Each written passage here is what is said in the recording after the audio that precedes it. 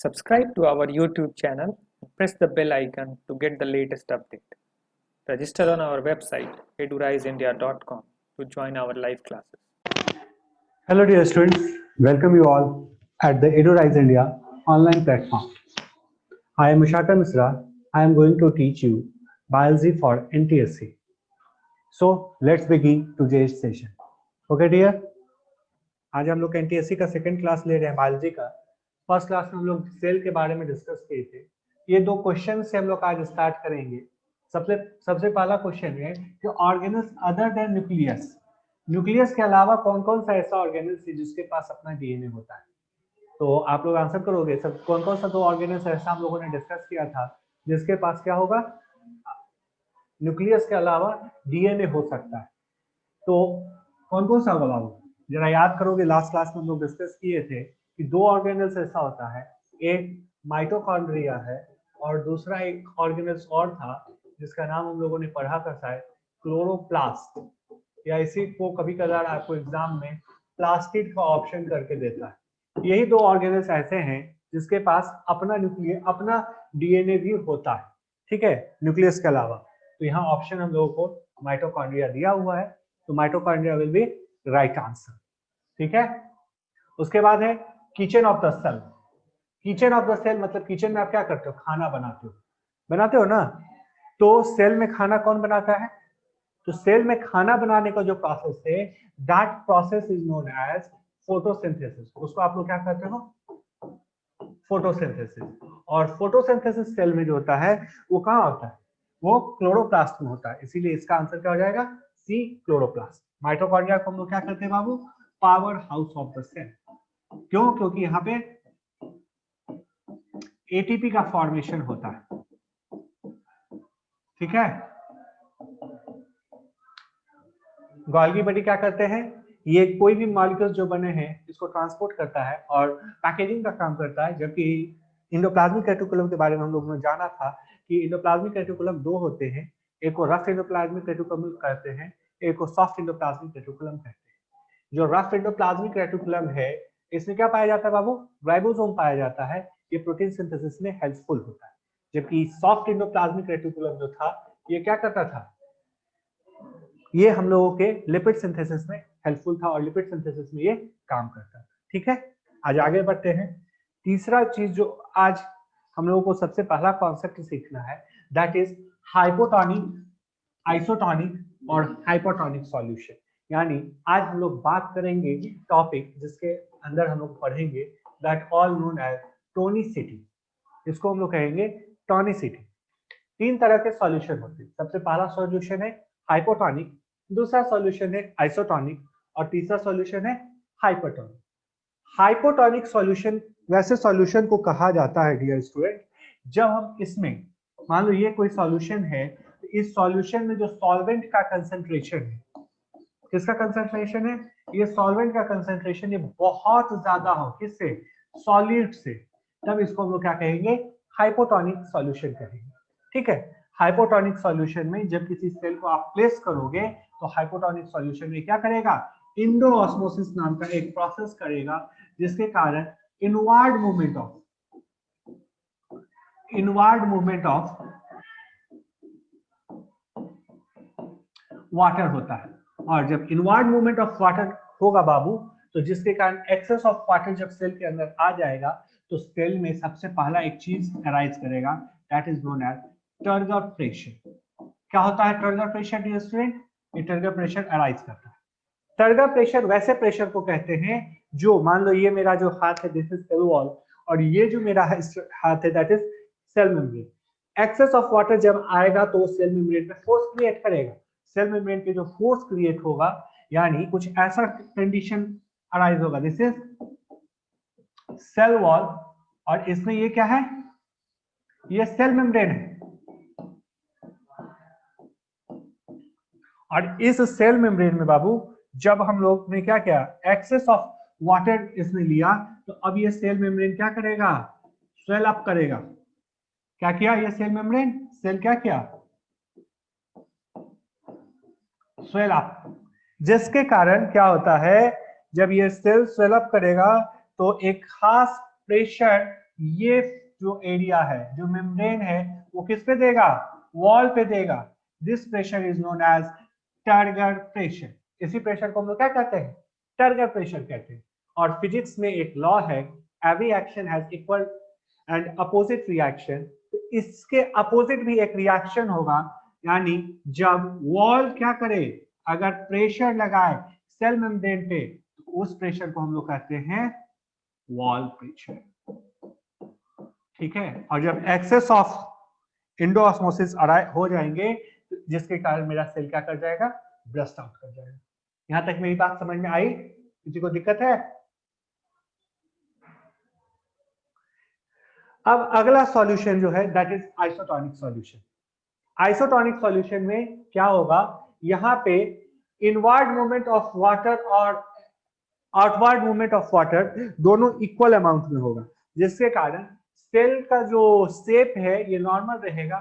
इसमें बहुत ज्यादा टर्गर प्रेशर अराइज नहीं होगा, इसमें वॉल प्रेशर का कॉन्सेप्ट नहीं होगा। यहाँ सेल अपने नॉर्मल स्टेट में रहेगा। तीसरा कंडीशन क्या है? जब हाइपोटोनिक सॉल्यूशन में आप किसी सेल को रखोगे, किसमें रखोगे? हाइपोटोनिक सॉल्यूशन में जब आप किसी सेल को रखोगे, तो यहाँ सॉल्यूट का मात्रा क्या होगा? यहाँ सॉल्यूट का मात्रा बहुत ज्यादा है। इससे सॉल्वेंट से, जिसके कारण जो सेल के अंदर सॉल्वेंट है यानी वाटर है, वो वाटर क्या करेगा? आउटवर्ड मूवमेंट करेगा,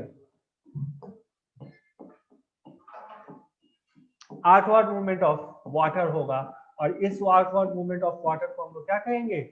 इसी को हम लोग कहेंगे एक्सोऑस्मोसिस।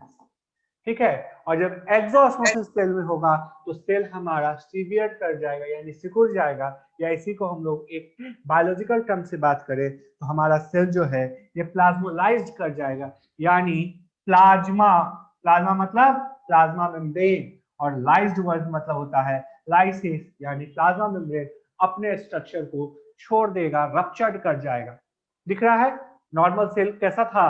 एक फुल था, और यहाँ पे सेल मेम्ब्रेन अपना स्ट्रक्चर क्या किया है? छोड़ रहा है, सिकुड़ रहा है ना? इसी स्ट्रक्चर को हम लोग क्या कहेंगे?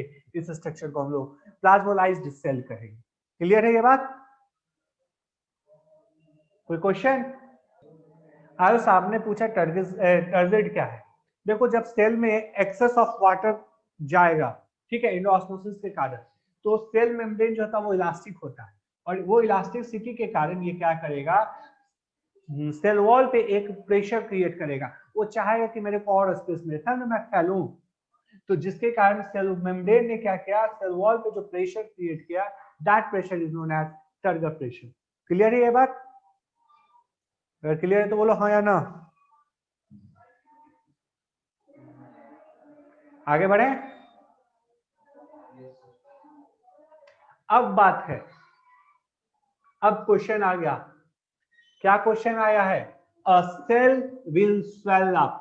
स्वेल अप मतलब इस सेल में क्या हुआ? टर्जिडिटी आ गई। क्या आ गई? टर्जिडिटी आ गई। तो ये क्यों हुआ? The concentration of water molecules in cell is higher than the concentration of water molecules in surrounding medium. दूसरा ऑप्शन कहता है कि कंसेंट्रेशन ऑफ वाटर मॉलिक्यूल्स जो होगा वो सराउंडिंग मीडियम से हायर होगा। कहाँ? सेल में। तीसरा कहता है कि दोनों में सेम कंसेंट्रेशन होगा। और चौथा कहता है कि concentration of water doesn't matter. आप लोग आंसर करोगे, क्या होगा डियर स्टूडेंट आंसर इसका?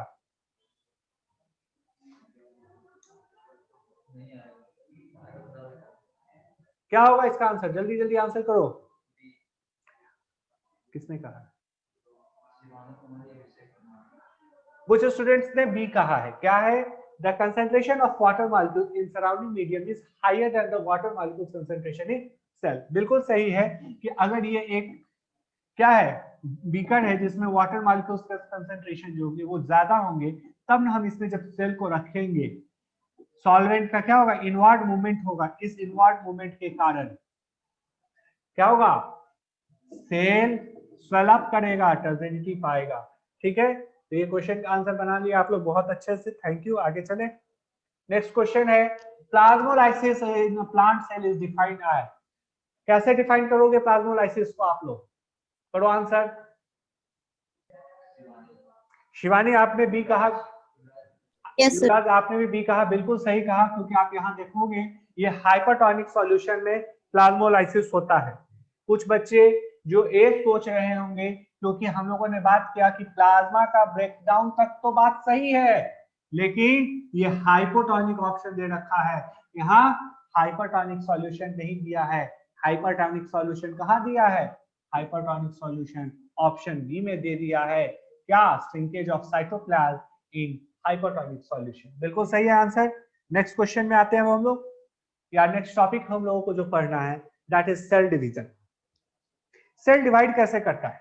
क्योंकि सेल अगर डिवाइड नहीं करेगा तो हम लोग वन सेल्ड जाइगोट से आज मल्टीसेलुलर ऑर्गेनिज्म नहीं बने होते। दो तरह के सेल डिवीजन होते हैं। सबसे पहला सेल डिवीजन जो होता है, जिसको हम लोग क्या करते हैं, इसको हम लोग माइटोसिस करते हैं, और दूसरा जो सेल डिवीजन है that is known as meiosis. Okay, mitosis जो है वो सिंगल सेल डिवीजन से अकर होता है। जरा हम आगे स्लाइड बढ़ाते हैं आप लोगों को डायग्राम दिखाने के लिए कि this is a example of mitosis. ये डायग्राम जो आप देख रहे हो दिस इज माइटोसिस। यहाँ क्या हुआ, एक सेल डिवीजन, एक सेल ने एक बार डिवाइड किया और दो सेल को फॉर्म किया। कोई दिक्कत है यहां तक बात समझने में? नहीं है। और दूसरा बात क्या है कि ये रिजल्ट करेगा दो डॉटर सेल में, जो अभी हम लोगों ने देख के आया। दोनों डॉटर सेल कैसे होंगे? डिप्लॉयड होंगे। यानी डिप्लॉयड कहने का मतलब जितना पेरेंट में क्रोमोसोम का नंबर है उतना ही क्रोमोसोम नंबर डॉटर सेल्स में भी अराइज होंगे।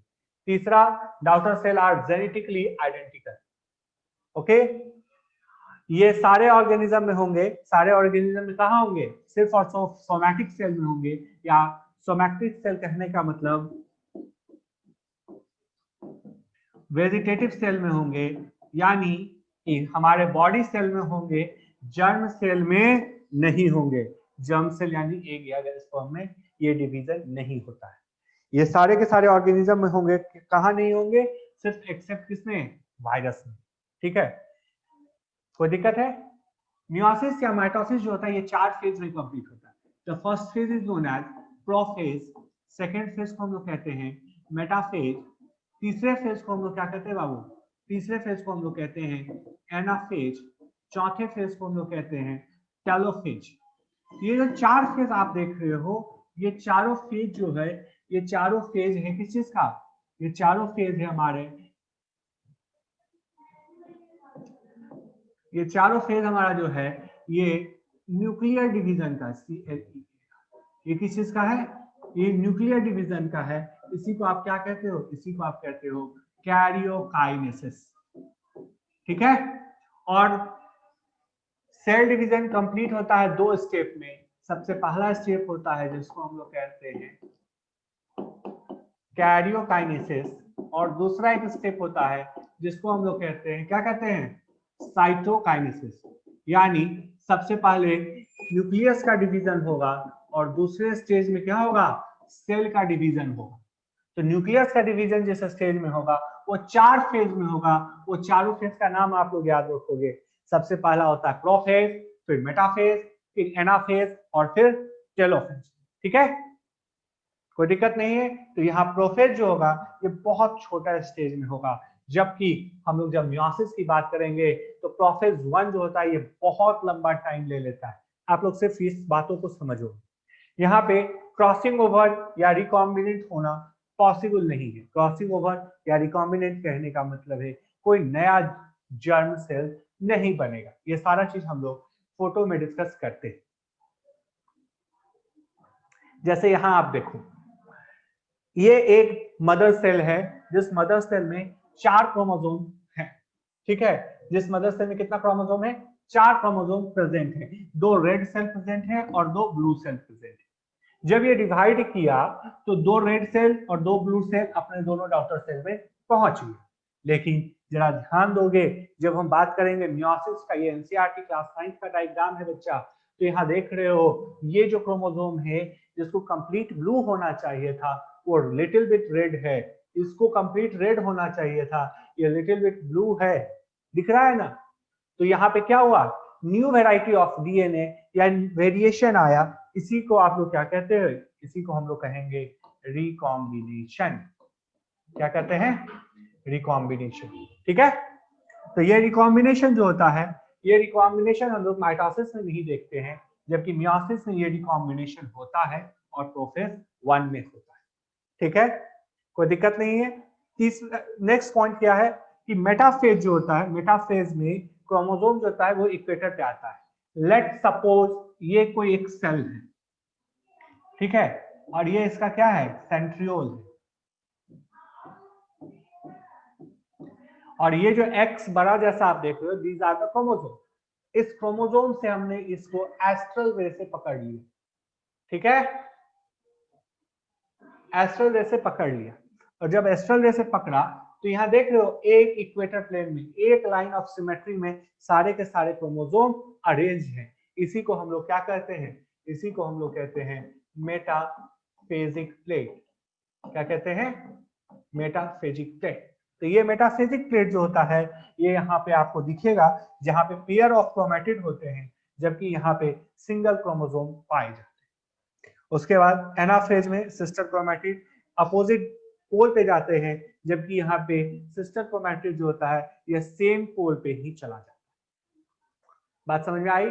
मियोसिस जब भी होगा 2 सेल डिवीजन में होगा, 2 स्टेप में कंटिन्यू करेगा।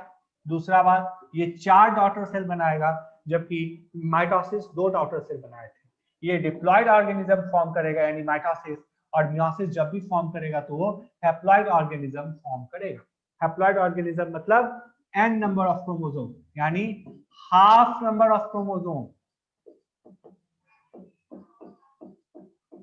ध्यान दोगे एक और बात, इन ह्यूमन बींग्स आप लोग जानते हो there are 23 pair of chromosome, यानी ह्यूमन में कितने क्रोमोसोम हुए, 46।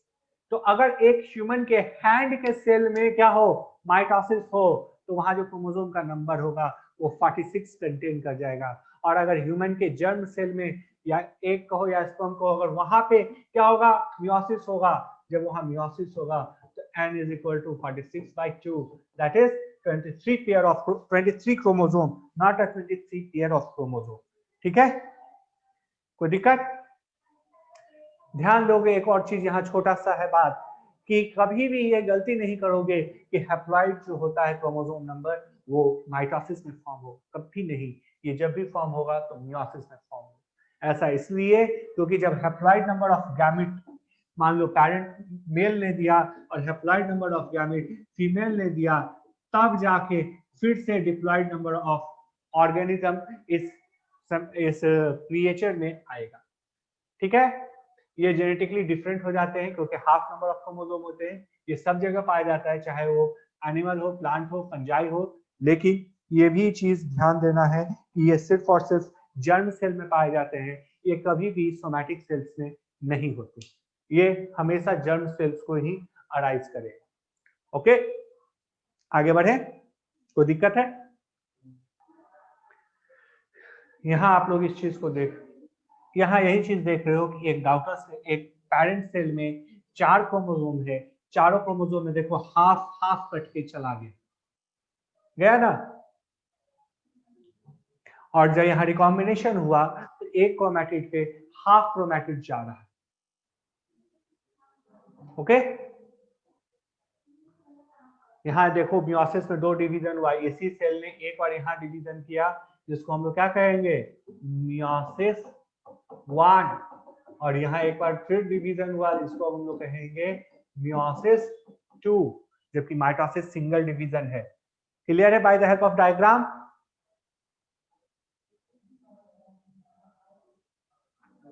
अब हम लोग कुछ क्वेश्चंस कर लेते हैं।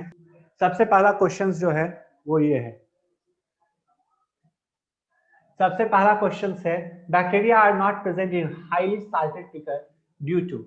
आप सभी लोग घर में अचार बनते हुए देखे होंगे, अचार में बैक्टीरिया नहीं होता है। क्यों? क्योंकि उसमें बहुत ज्यादा मात्रा में हम लोग साल्ट देते हैं। तो साल्ट आखिर ऐसा क्या करता है कि बैक्टीरिया अचार पे ग्रो नहीं करता? आप लोग इसका आंसर करोगे। आया आंसर? आंसर करो बाबू। Bacteria are not present in highly salted pickle due to.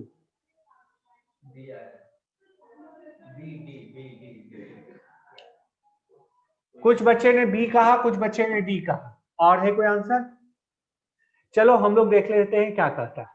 Sir D. सबसे पहला ऑप्शन कह रहा है कि pickle doesn't have a necessary nutrient. ऐसा बात नहीं है, अचार में बहुत सारे न्यूट्रिएंट्स होते हैं, इसीलिए ये लाइन तो गलत है। तीसरा ऑप्शन कह रहा है कि फोटोसिंथेसिस डजंट अफेक्ट, अचार का बैक्टीरिया का फोटोसिंथेसिस से कोई लेना देना नहीं, ये ऑप्शन भी का। तीसरा चीज जो है, एक बच्ची ने, किसने आंसर किया था?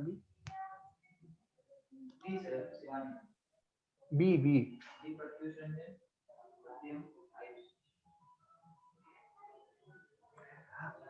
आप लोगों ने कहा बी ऑप्शन। बी ऑप्शन पे ध्यान दोगे कि बैक्टीरिया यहाँ जो होता है ये प्लाज्मोलाइसिस से किल्ड होता है, बिल्कुल सही है, क्योंकि अचार में जब साल्ट का कंसंट्रेशन बढ़ेगा तो सॉल्यूट का कंसंट्रेशन क्या हुआ? बढ़ेगा।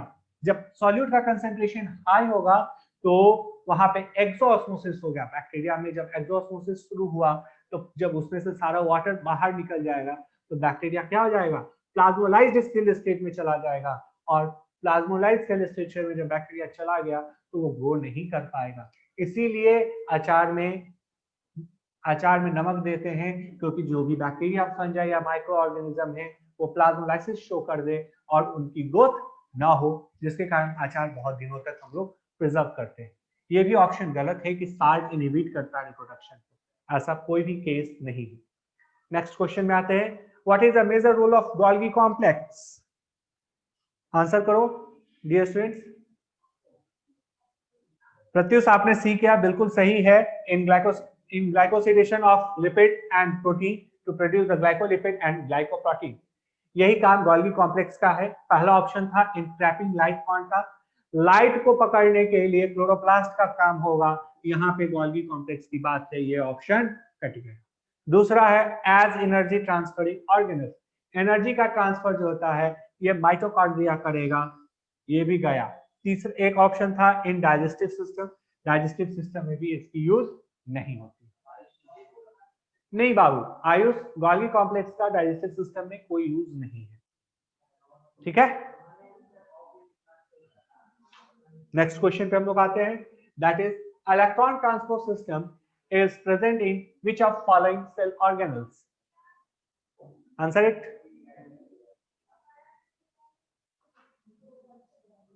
कौन से ऑर्गेनल्स ऐसे हैं जहां पे इलेक्ट्रॉन ट्रांसपोर्ट सिस्टम होता है?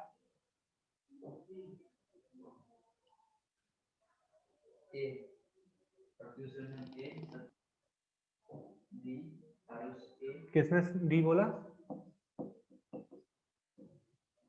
सत्यम। सत्यम आप क्या मुझे एक्सप्लेन कर सकते हो what is electron transport system? आपने डी बताया। I am waiting for your answer dear. What is electron transport system या what is electron transport chain?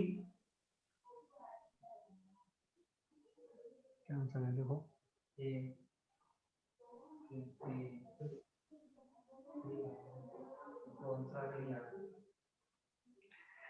The right answer is mitochondria, बिल्कुल सही था।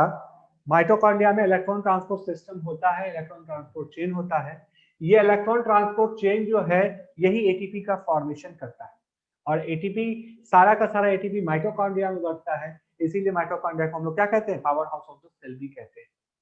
ओके, बात समझ में आ गया है? जिन बच्चों ने ए ऑप्शन बताया होगा उन्हें भी।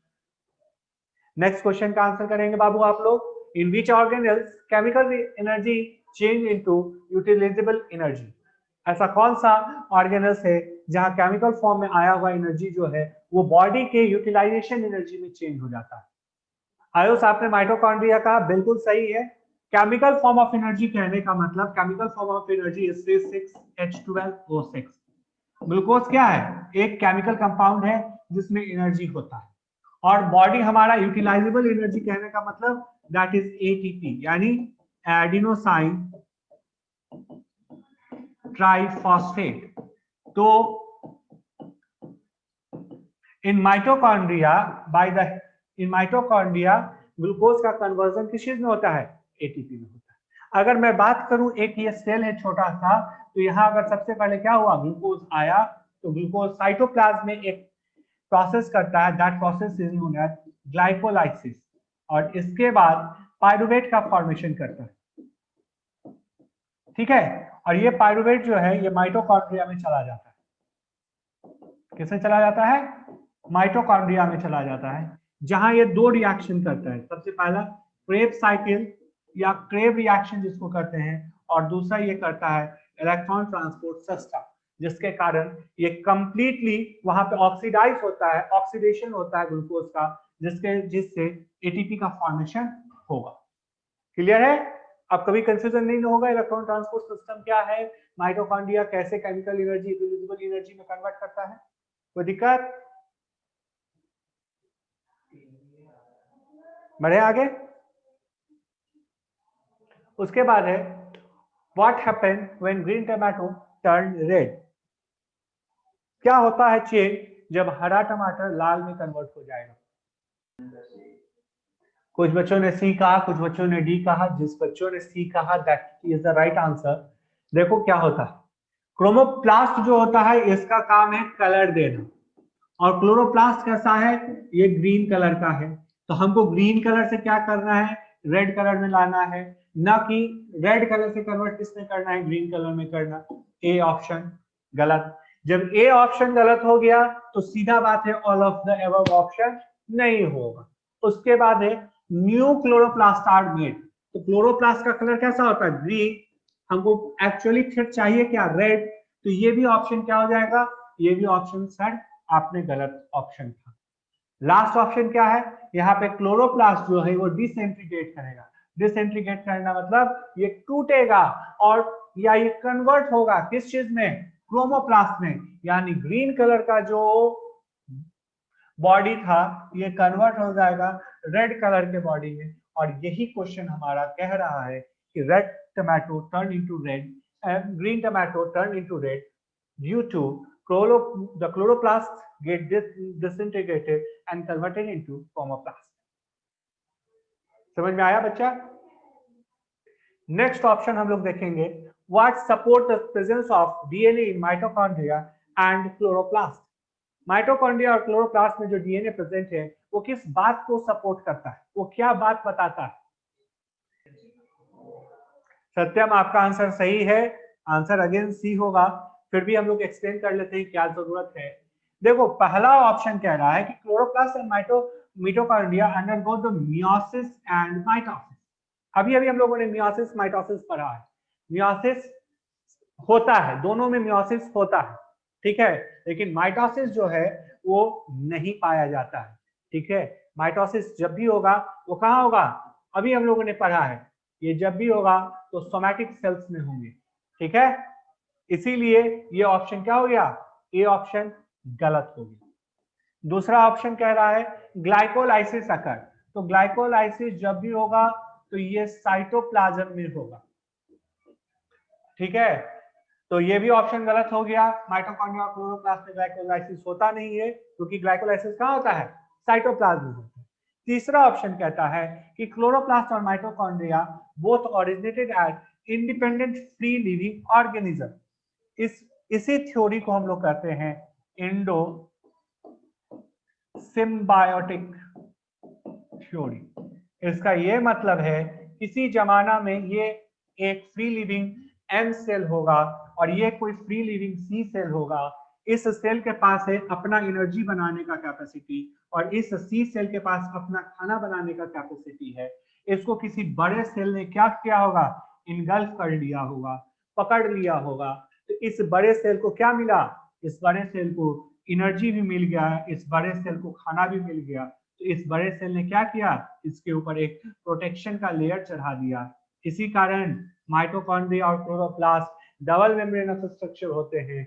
यही कारण है कि माइटोकॉन्ड्रिया और क्लोरोप्लास्ट में प्रोकैरियोटिक राइबोसोम होता है। यही कारण है कि माइटोकॉन्ड्रिया और क्लोरोप्लास्ट में अपना डीएनए भी पाया जाता है। ठीक है, क्लियर है ये बात? हाँ या ना? आंसर करो, हाँ या ना?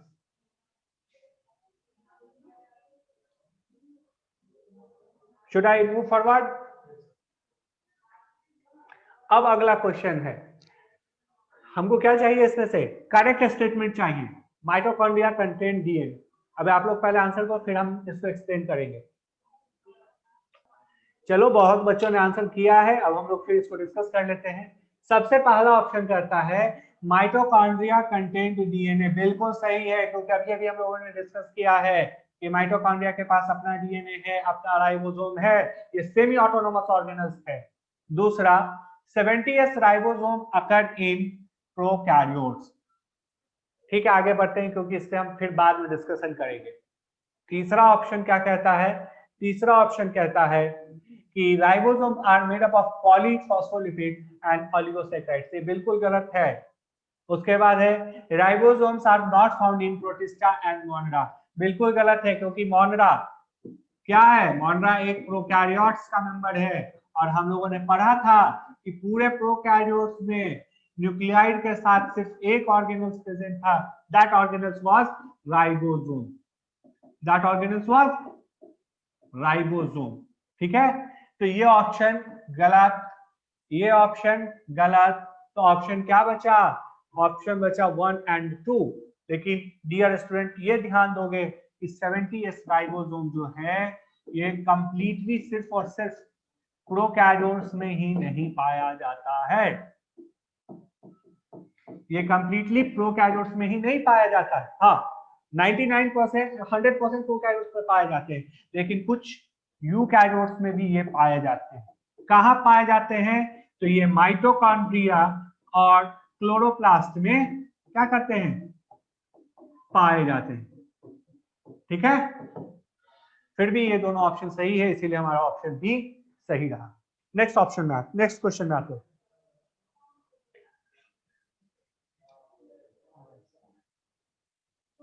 आंसर करो। पहला क्वेश्चन है व्हेन ड्राई राइजिन, रीजन मतलब होता है किशमिश को अगर हम पानी में रख दिया तो क्या ऑब्जर्व करेंगे। और दूसरा क्वेश्चन है कि आरबीसी को अगर हाइपोटोनिक सॉल्यूशन में डाला तो क्या होगा। आंसर आना चाहिए। सबसे पहला है कि अगर आप किशमिश को पानी में रखोगे तो क्या होगा? यहाँ पे इंडो ऑस्मोसिस होगा। क्या होगा बाबू? इंडो ऑस्मोसिस होगा। और इंडो ऑस्मोसिस होने के कारण सेल क्या करेगा? पानी को गेन करेगा, और जैसे ही सेल पानी को गेन करेगा तो सेल स्वेल अप कर जाएगा, यानी सेल फूल जाएगा। इसमें क्या आ जाएगी? टर्जिडिटी आ जाएगी। दूसरा ऑप्शन कहता है कि हाइपोटोनिक सॉल्यूशन में अगर हम आरबीसी को रखें तो क्या होगा? क्या आ रहा है आंसर? हाँ, सी। बहुत बच्चों ने सी कहा, कुछ बच्चों ने क्या बोला है हम लोग देख लेते हैं। एक बार फिर से अपने प्रीवियस कॉन्सेप्ट को यहाँ पे रिवाइज कर लेते हैं एक बार जल्दी से। देखो तो क्या था, जब हमने किस में रखा था? हाइपोटोनिक या हाइपरटोनिक? हाइपोटोनिक में जब रखा तो आरबीसी फूल के फट गया, और जब हाइपरटोनिक में रखा तो सेल क्या हो गया? श्रिंक कर गया। तो यहां से ये क्वेश्चन था,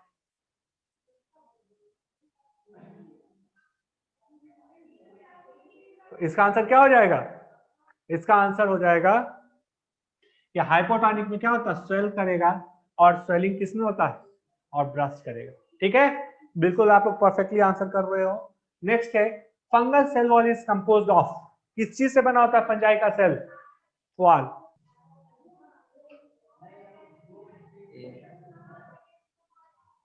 बच्चे ने ये आंसर किया है, बिल्कुल सही है। सेलुलोज का सेल वॉल बना होता है प्लांट का, पेप्टिडोग्लाइकेन का सेल वॉल बना होता है बैक्टीरिया का, और सेलुलोज प्लस पैक्टिन होते हैं प्रेजेंट किस चीज के में?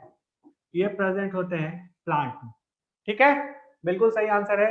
दूसरा ऑप्शन, दूसरा क्वेश्चन का भी आंसर में हम लोगों ने यही कर लिया कि बैक्टीरिया में सेल वॉल किस चीज का बना रहेगा? पेप्टिडोग्लाइकेन का रहेगा। ठीक है, now move to the next question.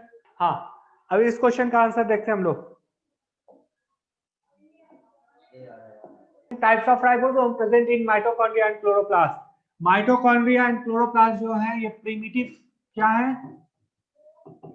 ये प्रिमिटिव प्रोकैरियोटिक सेल रहे हैं, तो इसीलिए यहाँ पे राइबोसोम प्रोकैरियोट्स में कैसा होता है? 70s होता है।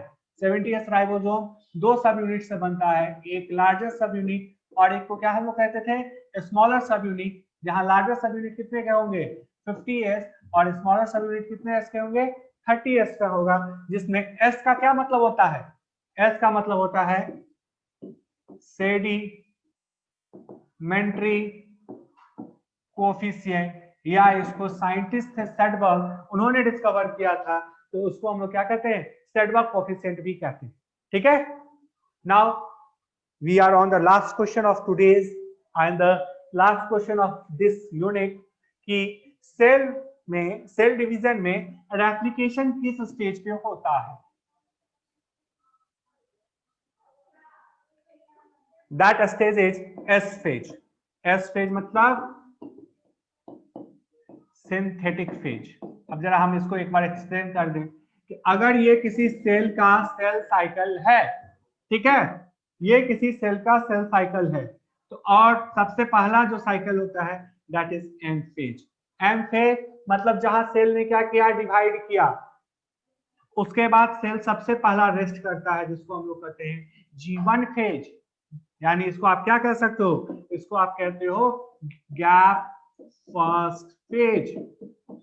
उसके बाद सेल क्या करता है, एस फेज में जाता है। किसमें जाता है, एस फेज में जाता है, सिंथेटिक फेज में जाता है, जहां सेल अपने लिए कुछ कुछ सिंथेसिस करता है, जैसे एक्स्ट्रा मतलब जैसे डीएनए का सिंथेसिस करेगा, प्रोटीन का सिंथेसिस करेगा, कुछ राइबोसोम का सिंथेसिस करेगा, और भी अदर बायोमॉलिक्यूल्स की सिंथेसिस ये करता है।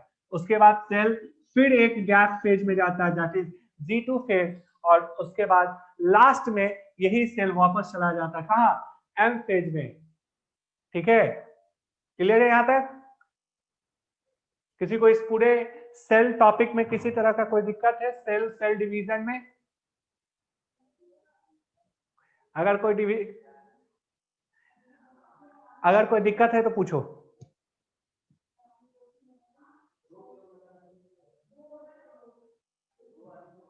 Any student, any problem in the unit of cell or cell division?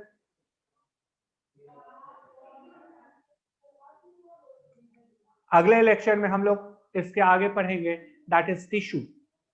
ठीक है, कोई दिक्कत है? I am waiting for your response dear student. ठीक है dear student, thank you. Hello students, कैसे हैं आप सब लोग? I hope all of you are good. So remainder find करना बहुत ही कॉमन बात है और क्वेश्चन पूछा जाता है इससे। ठीक है, क्वेश्चन पूछा जाता है, एक दो क्वेश्चन तो मिल ही जाएगा। तो हम लोग देखेंगे किस तरीके से काम होता है। रिमाइंडर फाइंड करने के लिए एक तो अपने पास यूक्लिड डिवीजन लेमा है, जो कि आप पूरा एक्चुअल डिवीजन कर करके निकाल सकते हैं कि व्हाट रिमाइंडर इज। ऑलराइट, लेकिन अभी क्या है कि हम लोगों को उतना टाइम होता नहीं है। ठीक है, तो उसके लिए हम लोग कुछ आइडियाज लगाएंगे, कुछ प्रिंसिपल्स का इस्तेमाल करेंगे कि काम जल्दी हो जाए। ठीक है, तो उसके लिए ये रिमाइंडर थ्योरम हम लोग समझेंगे। रिमाइंडर थ्योरम क्या है कि अगर कोई एक्सप्रेशन ऐसा मिल जाए, ठीक है, a into B into C by N. अभी a into B into C by N लिखा हुआ है, तो यहाँ पर खाली a into B into C by N नहीं समझना है, इसको a into B into C into D by N को भी रिप्रेजेंट करेगा। ठीक है, a into B into C into D into E by N को भी रिप्रेजेंट करेगा। क्योंकि अगर मैं इसको इस तरीके से कंसिडर कर लूं, 2 into 3 into 5 into 7 into 9 upon N. ठीक है, तो अगर मैं a को कह लूं कि ये 2 इंटू 3 इंटू 5 है, तो आ गया ना इस फॉर्मेट में। ठीक है, इस फॉर्मेट में आ गया। ऑलराइट, तो ये 3 लिखा हुआ है, सीधा दिख रहा है, इसका मतलब ये नहीं कि 3 ही है, ये 10 20 50 कितना भी हो सकता है। बेसिकली आपको यहाँ से एक आइडिया डिड्यूस करके आपको अप्लाई करना है सारे के सारे questions. Okay, wherever it is asked to find reminder.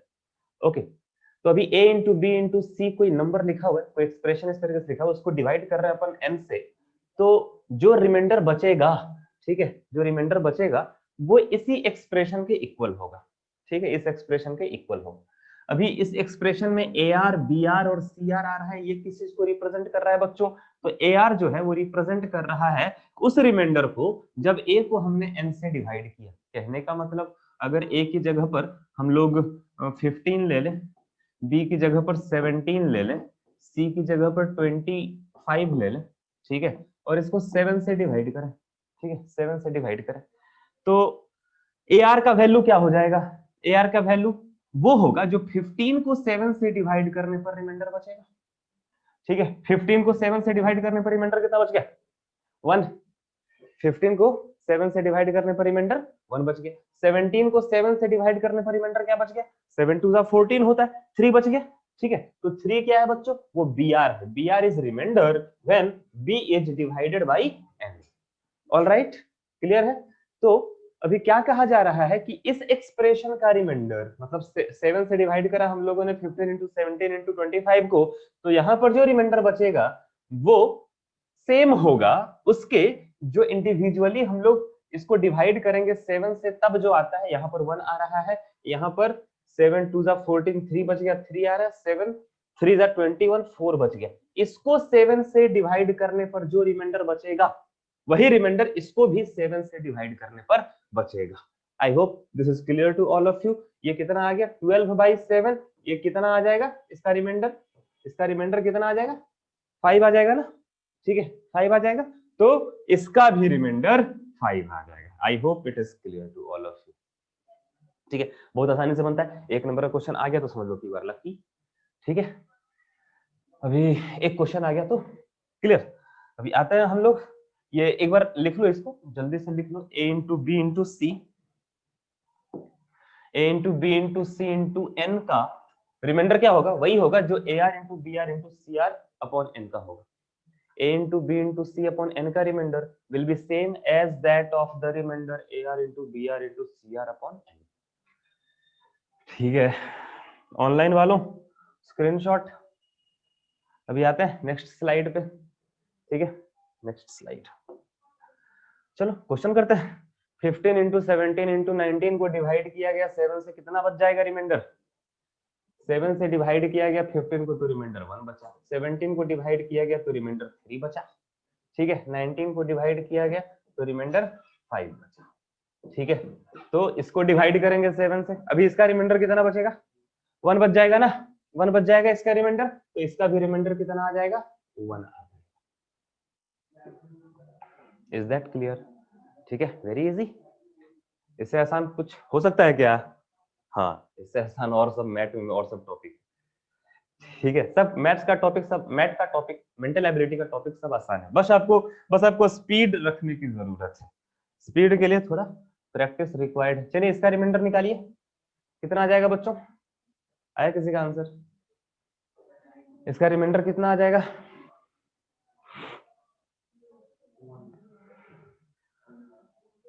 One. और लोग ऑनलाइन? 1। चलो देखो, 11 को डिवाइड करा 6 से तो 5 बच गया रिमाइंडर। 13 को डिवाइड करा तो 1 बच गया रिमाइंडर। 17 को डिवाइड करा तो 1 बच गया, 5 बच गया रिमाइंडर। अभी 25 को 6 से डिवाइड करा तो रिमाइंडर कितना बच गया बच्चों? 1 बच गया।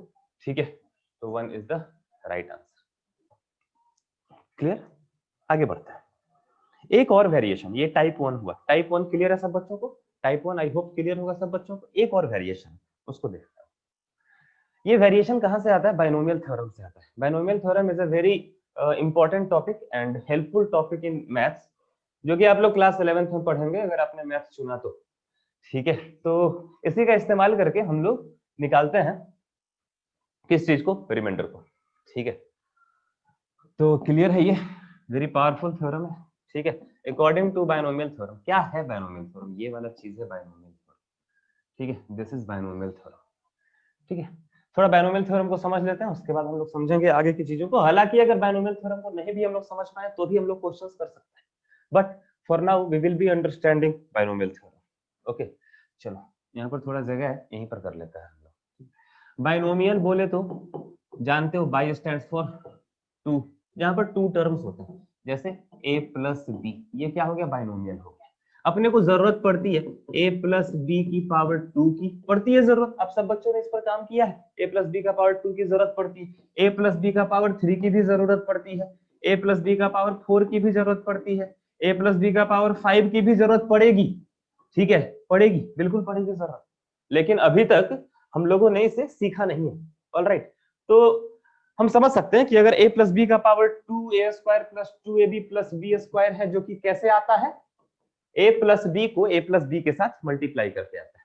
ठीक है, a प्लस बी का पावर 3 कितना होता है? a cube plus 3a square b plus 3ab square plus B cube. ये कैसे आता है? ए प्लस बी को 3 बारी मल्टीप्लाई करके आता है। Is that clear to everyone? A plus B के पावर 3 को 3 बार मल्टीप्लाई करेंगे तो आ जाएगा इतना। ऑलराइट, अभी ए प्लस बी के पावर 4 निकालने के लिए हम लोग क्या करेंगे? ए प्लस बी को 4 बार मल्टीप्लाई करेंगे। थोड़ा टफ टास्क हो गया ना, टीडियस टास्क हो गया, लेकिन जरूरत पड़ेगी तो करना पड़ेगा। अभी ये 4 5 क्या, ए प्लस बी का पावर 100 की भी जरूरत पड़ेगी, उसको भी करना पड़ेगा। ठीक है, तो उसके लिए कुछ उपाय निकाला गया। ठीक है, क्या उपाय निकाला गया वो आपको मैं बताता हूं। उपाय ये निकाला गया कि पास्कल ने इस पर काम किया और दिया एक पास्कल्स ट्रायंगल। पास्कल्स ट्रायंगल दिया। पास्कल्स ट्रायंगल क्या है? यहाँ पर 1 है, ठीक है, इधर भी 1 1 है, इन दोनों को ऐड करके क्या आ रहा है? 2 आ रहा है, 2 1 1। इस तरीके से पास्कल ट्रायंगल बनता है। ठीक है, फर्स्ट रो में एक 1, सेकंड रो में 2 1, थर्ड रो में 1 2 1, फोर्थ रो में क्या आ जाएगा बच्चों? इन दोनों को ऐड करके यहाँ पर 3 आ गया, यहाँ पर 3 आ गया, और आखिरी में और शुरुआत में 1। ठीक है, फिर फिफ्थ रो में क्या आ जाएगा? इन दोनों को ऐड करके 4, इन दोनों को ऐड करके 6, इन दोनों को ऐड करके 4, और आखिरी में 1, शुरुआत में 1। ठीक है, ये अनंत तक इसी तरीके से चलता रहेगा। पास्कल ट्रायंगल लिख सकते हैं सब बच्चे। अभी इसका क्या इस्तेमाल है बाइनोमियल के पावर्स निकालने में? इसका क्या इस्तेमाल है? तो देखिए, x प्लस वाई की power 2 X square plus 2xy plus Y square होता है। ठीक है, अभी देखिए यहां पर x का पावर कितना है? 2, यहां पर x का पावर 1, इसमें x का पावर क्या है? क्या है? बोलो बोलो, घबराओ नहीं, 0 है। इसमें x का पावर 0 है। ठीक है, तो मैं ऐसा देख सकता हूं, कह सकता हूं कि x की जो पावर है वो डिक्रीज कर रही है। ठीक है, x की पावर डिक्रीज होते जा रही है इन सब्सिक्वेंट टर्म्स। ऑलराइट, अभी y की पावर के बारे में बात करें तो यहाँ पर y की पावर 0, यहाँ पर y की पावर 1, यहाँ पर y की पावर 2, y की पावर बढ़ रही है। क्या ये सिर्फ x प्लस y का होल स्क्वायर में हो रहा है, या फिर x प्लस y का पावर 3 में भी होगा? तो पावर 3 में भी होगा। देखते हैं कैसे। x प्लस y का पावर 3, ये क्या हो गया बच्चों? x cube plus 3x square y plus 3xy square plus y का पावर 3। इसमें भी हो रहा है x का पावर 3 2 1 0, y का पावर 0 1 2 3। ठीक है, इसमें भी हो रहा है y का पावर बढ़ रहा है, x का पावर घट रहा है।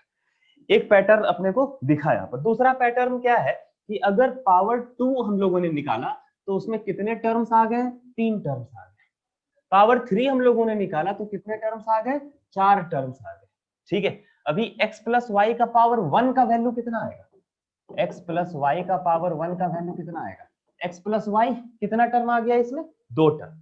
तो जितना पावर है, पावर जितना है उससे एक ज्यादा नंबर ऑफ टर्म्स है। क्या मैं ऐसा कह सकता हूं? क्या ऐसा कहा जा सकता है? यहाँ पर पावर 1 है तो नंबर ऑफ टर्म्स 2। ठीक है, जितना पावर है उससे एक ज्यादा नंबर ऑफ टर्म्स है। ऑलराइट गाइस, अब देखिए ये दो पैटर्न अगर समझ में आ गया अपने को तो हम लोग किसी को भी लिख सकते हैं। जैसे x प्लस वाई की पावर 4 लिखनी हो तो क्या लिखेंगे? x का पावर 4 प्लस x का पावर 3 इंटू वाई। x का पावर 1 घट गया, y का पावर 1 बढ़ गया। ठीक है, plus x square Y plus x square Y square. ठीक है, plus X Y cube plus y की पावर 4। ठीक है, ऐसा आ जाएगा। अब दिक्कत बस एक रहा, क्या दिक्कत रहा? कि कोएफिशिएंट्स नहीं मिल पा रहे हैं। कोएफिशिएंट यहाँ पर क्या आएगा? 1 2 3 4, यहाँ पर क्या आएगा? 1 2 3 4, यहाँ पर क्या आएगा? यहाँ पर क्या आएगा? जैसे यहाँ पर 1 है, यहाँ पर 3 है, यहाँ पर 3 है, यहाँ पर 1 है, यहाँ पर 1 है, यहाँ पर 2 है, यहाँ पर 1 है। ठीक है, तो इसमें क्या आएगा? तो ये पता चलता है बच्चों पास्कल्स ट्रायंगल से। पास्कल्स ट्रायंगल से x प्लस वाई की पावर 2 में कोएफिशिएंट्स क्या है? 1 2 1। यू कैन चेक, यहाँ पर कोएफिशिएंट क्या? 1, यहाँ पर कोएफिशिएंट क्या? 2, यहाँ पर कोएफिशिएंट 1। ठीक है, x प्लस वाई की पावर 3 में कोएफिशिएंट क्या है? 1 3 1, यहाँ पर कोएफिशिएंट 1, यहाँ पर कोएफिशिएंट 3 3, और यहाँ पर 1। Is that clear? x plus Y की पावर 4 का वैल्यू कितना हो जाएगा? कितना हो जाएगा? x का power 4 plus 4x cube y plus 6x square y square plus 4xy cube plus 1 y की पावर 4। तो हम लोग कितना का भी लिख सकते हैं, लेकिन इसमें भी दिक्कत। क्या दिक्कत? x प्लस वाई का पावर 100 अगर लिखना हो तो क्या करना पड़ेगा? पूरा पास्कल्स ट्रायंगल लिखना पड़ेगा। पास्कल्स ट्रायंगल पूरा लिखना पड़ेगा, अदरवाइज जब तक हम 99 का नहीं लिखेंगे तब तक 100 का कैसे मिलेगा? ठीक है, तो ये भी एक टीडियस टास्क है ना। तो उसके लिए क्या उपाय किया गया उसको अब समझते हैं। Is that clear? Any doubt in this? Any doubt in this? Any guys? Online वालों डाउट किसी को? चलो ठीक है, एक इस बात को समझेंगे, एनसीआर। एनसीआर एनसीआर क्या है? ये रिप्रेजेंट एक सिंबल है, बेसिकली ये सिंबल है जो कि यूज होता है किस चीज के लिए? रिप्रेजेंट करने के लिए किसको? Number of ways to select R objects out of n given objects, out of n given objects। अगर अपने पास n ऑब्जेक्ट्स हैं बच्चों, तो उसमें से मैं r ऑब्जेक्ट को सिलेक्ट कर सकता हूं। तो ऐसा कितने तरीके से कर सकता हूं? ऐसा कितने तरीकों से कर सकता हूं? तो उसके लिए हम लोगों ने एक सिंबल बनाया हुआ है, और सिंबल का नाम क्या है? NCR। उस सिंबल का नाम NCR है, ठीक है? ऑलराइट, अभी NCR का एक फॉर्मूला होता है। क्या होता है formula? n factorial upon r factorial into n minus r का फैक्टोरियल, ठीक है? ऑलराइट, अभी ये फैक्टोरियल नहीं समझ में आ रहा होगा अगर, तो इसको इस तरीके से समझ लेना है कि फैक्टोरियल मतलब होता है, n का फैक्टोरियल मतलब हो गया product of first n natural numbers, product of first n natural numbers. चलो इतनी बातों को जल्दी से लिख लो, जल्दी से लिख लो। एनसीआर का वैल्यू ऑनलाइन वालों स्क्रीनशॉट ले लो, कहीं पर डाउट है तो पूछो। अभी तक में ये n फैक्टोरियल को मैं एक्सप्लेन करूंगा। अब देखिए इसको समझते हैं थोड़ा, n फैक्टोरियल को। 5 फैक्टोरियल का मतलब क्या हो गया? Product of first 5 natural numbers, मतलब 1 इंटू 2 इंटू 3 इंटू 4 इंटू 5, ठीक है? ऑलराइट, बस ऐसा ही, और कुछ नहीं है इसमें। अगर मैं इस तरीके से लिख लूं 5 इंटू 4 इंटू 3 इंटू 2 इंटू 1, तो ये क्या हो जाएगा? ये 5 इंटू 4 फैक्टोरियल के भी बराबर होगा। देखेंगे ये 4 फैक्टोरियल अंदर में छुपा हुआ है, हर बड़े नंबर के फैक्टोरियल के अंदर में छोटा नंबर का फैक्टोरियल छुपा हुआ होता है, ठीक है? ओके, अब इसका इस्तेमाल हम लोग एनसीआर का वैल्यू निकालने के लिए करेंगे, ठीक है? मान लो अभी एनसीआर का मतलब क्या है? नंबर ऑफ वेज, जितने तरीके से हम सेलेक्ट कर सकते हैं आर ऑब्जेक्ट्स को out of N given objects. मान लो मेरे पास, मैं एक दुकान गया, वहां पर मैंने 10 खिलौने देखे, उसमें से मैंने 2 खिलौना लिया, तो मैं ऐसा कितने तरीके से कर सकता हूँ? 10C2 तरीके से कर सकता हूँ, ठीक है? मैंने 10 खिलौना देखा, उसमें से पहला दूसरा उठा लूं, या पहला तीसरा उठा लूं, या पहला चौथा उठा लूं, या पहला पांचवा उठा लूं, या फिर दूसरा तीसरा उठा लूं, या दूसरा चौथा उठा लूं, ठीक है? तो मैं ऐसा कितने अलग अलग तरीके से कर सकता हूं? तो इसका सीधा टेक्निक है क्या? 10C2 तरीकों से कर सकता हूं। तो 10C2 का वैल्यू क्या आ जाएगा बच्चों? According to this formula 10 factorial upon 2 factorial into 8 factorial, n minus r मतलब 10 माइनस 2 का फैक्टोरियल। ऑलराइट, इसको हम लोग सोल्व करेंगे तो क्या आ जाएगा? 10 इंटू 9 इंटू 8 का factorial upon 2 factorial into 8 factorial, cut गया, कितना आ गया? 45। 45 डिफरेंट तरीकों से मैं 10 में से 2 खिलौने को सिलेक्ट कर सकता हूं। ऑलराइट, अभी देखिए इस पर आपको आते हैं क्वेश्चंस, आते हैं इस पर आपको एनटीएससी में भी, ठीक है? तो क्या है अपना NC1, NC0 का वैल्यू क्या? NC0 मतलब क्या हो गया कि n खिलौना में से 0 खिलौना लेना है, सबको छोड़ दिए। कितना तरीका? एक तरीका, ठीक है? एक तरीके से मैं 0 ऑब्जेक्ट्स को सिलेक्ट कर सकता हूं out of n given objects. इसको हम लोग फॉर्मूला से कैसे देख सकते हैं? n factorial by 0 factorial into n minus 0 का फैक्टोरियल। 0 फैक्टोरियल का वैल्यू बच्चों 1 होता है, ठीक है? 0 फैक्टोरियल का वैल्यू 1 होता है। 0 फैक्टोरियल n फैक्टोरियल के डिफिनीशन में नहीं आ पाएगा। n फैक्टोरियल का डिफिनीशन क्या है? Product of first n natural number. 0 तो नेचुरल नंबर है नहीं, तो 0 फैक्टोरियल को हम लोग अलग तरीका से डिड्यूस करते हैं, और उसका वैल्यू कितना होता है? 1। तो ये वैल्यू कितना आ गया बच्चों? n factorial by n factorial, कितना आ गया? ये 1, ठीक है? NC0 1 के बराबर होता है। अभी मैं अगर NC1 की बात करूं तो ये कितना हो जाएगा? n के बराबर हो जाएगा। कैसे हो जाएगा कैसे हो जाएगा NC1 n के बराबर? समझिएगा इस बात को, n फैक्टोरियल डिवाइडेड बाई 1 का फैक्टोरियल इंटू n माइनस 1 का फैक्टोरियल, ठीक है बच्चों? तो ये क्या हो गया? n फैक्टोरियल को मैंने लिख लिया n इंटू n माइनस 1 का फैक्टोरियल अपॉन n माइनस 1 का फैक्टोरियल। तो कितना आ गया? n आ गया, ठीक है? NC1 बराबर n। इसको आप फिजिकल सिचुएशन से कोरिलेट करके देखिए, मेरे पास, मैं एक दुकान गया जहां पर 100 खिलौने हैं, उसमें से कोई एक खिलौना लेना है मुझे, मैं कितने तरीकों से ले सकता हूँ? 100 तरीकों से ले सकता हूँ। या तो मैं पहला खिलौना ले लूं, या फिर मैं दूसरा ले लूं, या फिर तीसरा ले लूं, या फिर चौथा ले लूं, या फिर 100वां ले लूं। 100 अलग अलग तरीकों से मैं 100 में से एक ऑब्जेक्ट को सिलेक्ट कर सकता हूँ। तो n में से एक ऑब्जेक्ट को सिलेक्ट करने का कितना तरीका? n तरीका। ठीक है, nc2 पर आए अब, nc2, तो ये क्या हो जाएगा? n factorial by 2 factorial into n minus 2 का फैक्टोरियल। क्लियर है सब बच्चों को? n फैक्टोरियल को मैं लिख लूं n into n minus 1 into n minus 2 का factorial upon 2 factorial into n minus 2 का फैक्टोरियल। ये कट गया, n into n minus 1 by 2 आ गया, n into n minus 1 by 2। All right, ये कैलकुलेशंस आप लोग कर लेंगे, ये कैलकुलेशंस आप लोग कर लेंगे आसानी के साथ। अभी देखना है अपने को 4c0 का वैल्यू, 4c1 का वैल्यू, 4c2 का वैल्यू और 4c3 का वैल्यू, और देखना है अपने को 3c0 का वैल्यू, 3c1 का वैल्यू, 3c2 का वैल्यू और 3c3 का वैल्यू, और देखना है अपने को 2c0, 2c1 और 2c2। चलिए बारी बारी से सब पे आते हैं। 2c0 का वैल्यू कितना बच्चों? 1, nc0 का वैल्यू 1, 3c0 का भी वैल्यू 1, 4c0 का भी वैल्यू 1, 2c1 का वैल्यू कितना? 2, nc1 का वैल्यू कितना? n, 3c1 का वैल्यू कितना? 3, 4c1 का वैल्यू कितना? 4, 4c2 का वैल्यू कितना? देखो nc2 क्या है? n into n minus 1 by 2 factorial. ये क्या हो गया? n इंटू उससे एक कम बटा 2, 2 फैक्टोरियल मतलब 2 इंटू 1 मतलब 2 हो गया।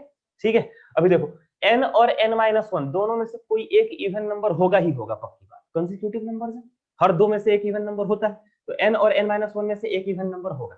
तो 3c2 क्या हो जाएगा? 3 गुना उससे एक कम बटा 2 मतलब 3 गुना 2 बटा 2 मतलब 3। ठीक है, 4c2 क्या हो जाएगा? 4 गुना उससे एक कम मतलब 3 बटा 2, 4 गुना 3 12 बटा 2 कितना? 6। ठीक है बच्चों, क्लियर है? 3c3 का वैल्यू कितना? 1 हो जाएगा। 2c2 का वैल्यू 1 कैसे होगा मैं बताता हूँ। nCn का वैल्यू 1, मैं गया दुकान में 100 खिलौने थे, मैंने सोचा कि 100 खरीद लूं, 100 चुन लूं। कितने तरीके से कर सकता हूँ? एक तरीके से, 100 में से 100 चुन लिया, 100 में से 100 सिलेक्ट कर लिया। ठीक है, तो nCn का वैल्यू कितना? 1, 2c2 का वैल्यू कितना? 1, 3c3 का वैल्यू कितना? 1, 4c4 का वैल्यू 1, 4c3 का वैल्यू, अभी देखो 4c3 का वैल्यू 4c1 के ही बराबर होगा। ऐसा कैसे? मैं दुकान गया, ठीक है, और वहां पे A B C 3 खिलौने रखे हुए थे। ठीक है, मैंने एक खिलौना चुना, तो मैं या तो A चुन सकता हूं, या फिर B चुन सकता हूं, या फिर C चुन सकता हूं। ठीक है, जब मैंने A चुना तो उसी वक्त मैंने B और C को छोड़ दिया, सिलेक्शन किया, A का रिजेक्शन हो गया B और C का ऑटोमेटिकली। मैंने B का जब सिलेक्शन किया तो ऑटोमेटिकली A और C रिजेक्ट हो गया, जब मैंने C का सिलेक्शन किया तो ऑटोमेटिकली A और B रिजेक्ट हो गया। तो 3 में से मैं एक का सिलेक्शन जितने तरीके से कर रहा हूं, ठीक उतने ही तरीके से 2 ऑटोमेटिकली रिजेक्ट हो जा रहा है। तो 3C1 और 3C2 क्या होगा? बराबर होगा। इन सेम फैशन 4C3 और 4C1 क्या होगा? बराबर होगा बच्चों। 4C3 इज इक्वल टू 4, आप फॉर्मूला से भी निकाल सकते हो। ठीक है, क्लियर है? तो ये वैल्यूज अपने को आ गए। अब अगर मैं फिर से पास्कल ट्रायंगल पर जाऊं तो 1 1 1 2 1 1 3 3 1 1 4 6 4 1 ऐसा ही बन रहा था। ठीक है, ऐसा ही बन रहा था। अब देखिए, ये जो इंडेक्स कितने के लिए है? ये इंडेक्स 3 के लिए, ये इंडेक्स 4 के लिए है ना, ये इंडेक्स 2 के लिए है। ठीक है, अब जरा ध्यान से ऑब्जर्व करेंगे तो ये 1 जो है बच्चों 2C0 के बराबर है, ये 2 जो है 2C1 के बराबर है, और ये 2C2 के बराबर है। ये वाला चीज जो है ये 3C0 के बराबर है, ये 3C1 के बराबर है, और ये 3C2 के बराबर है, और ये 3C3 के बराबर है। ये 4C1 के बराबर है, ये 4C2 के बराबर है, और ये 4C0 के बराबर है। ये 4C1 के बराबर है, ये 4C2 के बराबर है, ये 4C3 के बराबर है, और ये 4C4 के बराबर है। ठीक है, अब अपने को दिक्कत नहीं है, अब अपने को कोई दिक्कत नहीं है। पावर 100 भी क्यों ना रहे, पावर 100 भी क्यों ना रहे, पावर 100 भी क्यों ना रहे, हम लोग क्या करेंगे?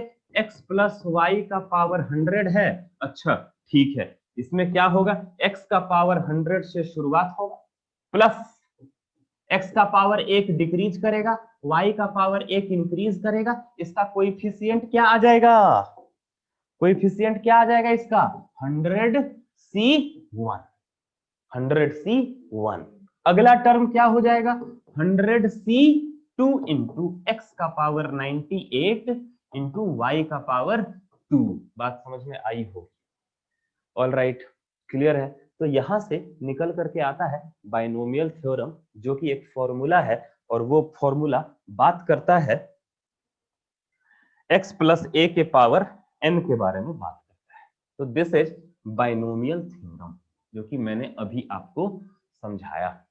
ठीक है, x प्लस a का पावर n कितना बच्चों, x का पावर n देख रहे हो, पावर 1 x का डिक्रीज करते जा रहा है बाई 1। ठीक है, पावर x का डिक्रीज करते जा रहा है बाई 1। ठीक है, a का पावर, दूसरा टर्म a का पावर इंक्रीज करते जा रहा है बाई 1। यहाँ पर a का पावर 0 था, यहाँ पर a का पावर 0 था, यहाँ पर a का पावर 1, यहाँ पर a का पावर 2, यहाँ पर a का पावर 3। ठीक है, बढ़ते बढ़ते लास्ट में कहां तक पहुंचेगा, n तक पहुंचेगा। ठीक है, कोएफिशिएंट्स क्या रहेंगे, nc0 यहाँ पर आ जाएगा। ठीक है, nc1 उसके अगले वाले टर्म में आ जाएगा, nc2, nc3, nc4 up to ncn-1। यहाँ ncn का वैल्यू 1, ncn का value 1। So this is binomial theorem. इसको हम लोग एक सिग्मा ऑपरेटर का इस्तेमाल करके इस तरीके से भी लिख सकते हैं, sigma r is equal to 0 to n ncr x की power n minus r y की a की पावर r। ठीक है, ये शॉर्टकट में यही चीज लिखा हुआ है। ठीक है, बाइनोमियल थ्योरम। अभी इसका इस्तेमाल हम लोग करेंगे रिमाइंडर को फाइंड करने में। ठीक है, लिख लेंगे इसको बच्चे जल्दी से, बाइनोमियल थ्योरम। इसके ऊपर बहुत मैथमेटिक्स करना है, आईआईटी भी इसके ऊपर बहुत क्वेश्चंस पूछता है, और इसके अंडरस्टैंडिंग से आपको जरूर अलजेब्रा में सहूलियत महसूस होगी, एक अलग तरीके का अंडरस्टैंडिंग जरूर डेवलप होगा। आई होप यहां तक की बातें क्लियर हो। अब रिमाइंडर निकालना हम लोग सीखेंगे।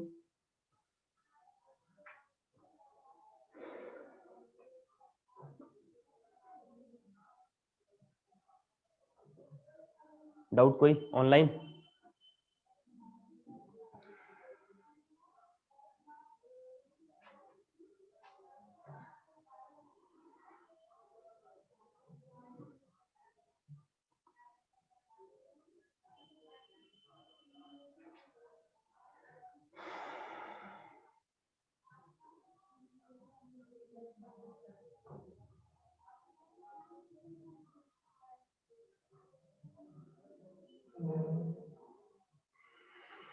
All right guys, so let us proceed.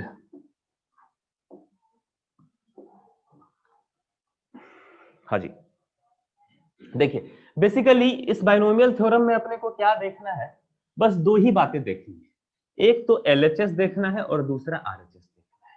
ठीक है, अब आरएचएस में क्या है डजंट मैटर अभी के लिए, मतलब रिमाइंडर वाले क्वेश्चंस को बनाने के लिए मैटर तो करता ही है, ऑब्वियसली बात है। ठीक है, अभी एलएचएस में क्या है, x प्लस a का पावर n, आरएचएस में क्या है कुछ लंबा चौड़ा सा। ठीक है, हम लोगों ने क्या किया, एलएचएस बराबर आरएचएस लिखा हुआ था, दोनों तरफ x से डिवाइड कर दिया। ठीक है, तो नजारा कैसा बनेगा, कुछ ऐसा कंफर्टेबल, दोनों तरफ x से डिवाइड कर दिया, कोई दिक्कत नहीं, दोनों तरफ x से डिवाइड कर दिया। ठीक है, अभी इसको थोड़ा यहाँ पर जो आरएचएस है बच्चों, इसको थोड़ा अगर हम लोग तोड़ने का प्रयास करें तो क्या हो जाएगा, समथिंग लाइक दिस है, a plus b plus c plus d plus e plus f by x। तो क्या हो जाएगा इसका value, a by x plus b by x plus c by x plus इस तरीके से। ठीक है, तो यहाँ पर क्या हो जाएगा, x की पावर n बटा x प्लस nc1 x की पावर n माइनस 1 a की पावर 1 बटा x प्लस nc2 x की पावर n माइनस 2 a की पावर 2 बटा x plus nc3 and so on. ठीक है, x सबको डिवाइड करेगा। ठीक है, ध्यान से, x सबको डिवाइड करेगा ना। ठीक है, अभी देखो इसको डिवाइड किया x ने, रिमाइंडर कितना छोड़ेगा, 0, x की पावर n है। ठीक है, रिमाइंडर कितना छोड़ेगा, 0, पूरा पूरा डिवाइड कर देगा, क्योंकि फैक्टर है, x का पावर n का एक फैक्टर है x। क्या यहां पर कुछ रिमाइंडर छूटेगा, नहीं, यहां पर भी कोई रिमाइंडर नहीं छूटेगा, कोसेंट आएगा, रिमाइंडर नहीं छूटेगा।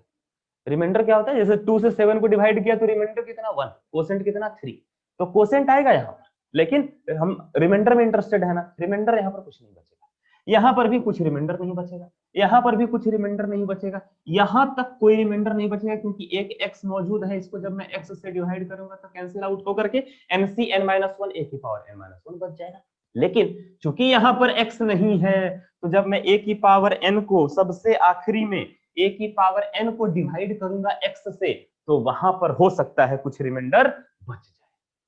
ठीक है, ऑल राइट, क्लियर है, बात समझ में आई? तो क्या अगर मैं ऐसे बोलूं कि x प्लस a की पावर n बटा x का रिमाइंडर वही होगा जो a की पावर n को x से डिवाइड करने पर रिमाइंडर बचेगा, तो क्या ये बात समझ में आ जाएगी सब बच्चों को?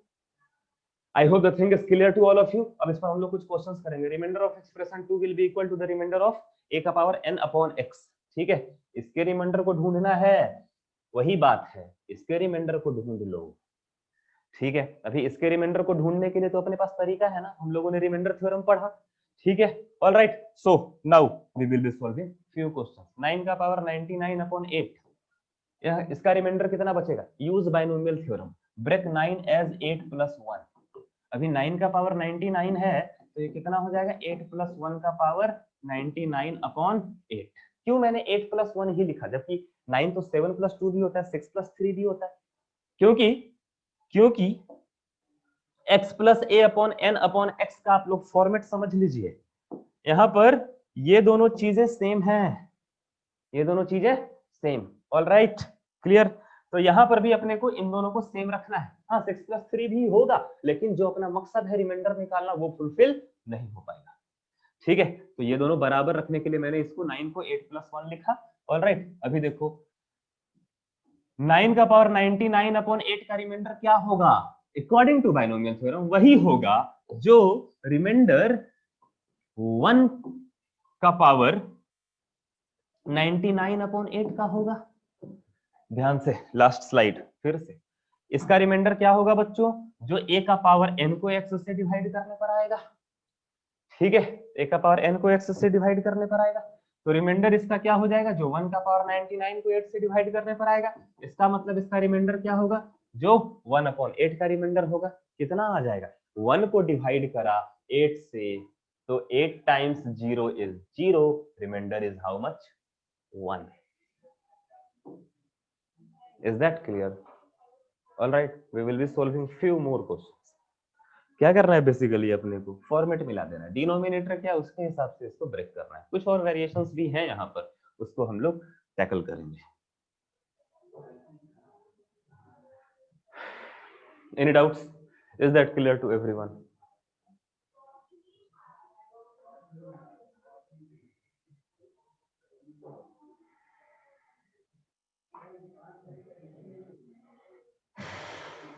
नेक्स्ट, हाँ जी, तो इसे मैं ऐसा कर देता हूं। अभी क्या है? 9 की पावर 100 अपॉन 7। हाँ जी, बनाइए जल्दी से, बताइए, देखते हैं ऑनलाइन वाले तेज हैं या फिर ऑफलाइन वाले। 2 पक्का? ऐसे देख करके नहीं बताया जा सकता है। चलो एक और मैं कर देता हूं, देख करके नहीं बताया जा सकता है। आएगा तो 2, लेकिन वो बाय द वे तुम्हारा सही हो गया।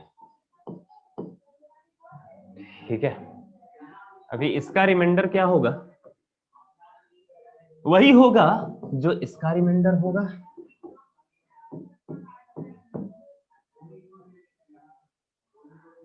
इसका रिमाइंडर मतलब इसका रिमाइंडर वही होगा जो इसका रिमाइंडर होगा, according to the binomial theorem. हम लोगों ने 9 को इस बार 8 प्लस 1 क्यों नहीं लिखा? क्योंकि डिनोमिनेटर में 7 था, इसीलिए 7 प्लस 2 लिखा। I hope you are getting. अभी 2 की पावर 100 अपॉन 7 का रिमाइंडर कैसे निकाले? देखिएगा, बहुत ध्यान से देखिएगा। क्या करता हूं मैं कि इसको ऐसे लिख देता हूं। देखना बच्चों, क्यों लिखा वो बाद में समझ में आ जाएगा। कोई दिक्कत अगर किसी को हो तो बताना।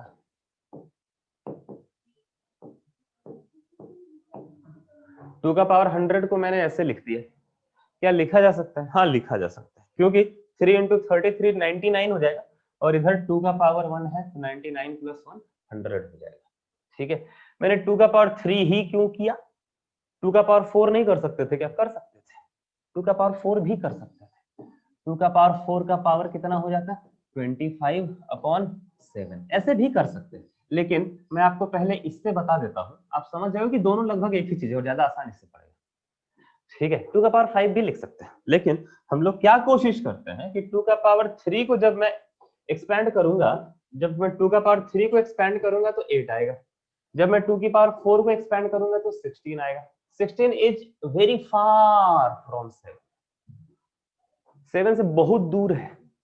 8 क्या है, बहुत नजदीक है 7 के। ठीक है, तो इसमें काम करना थोड़ा सा ज्यादा आसान रहेगा, बाकी दोनों से आंसर आएगा।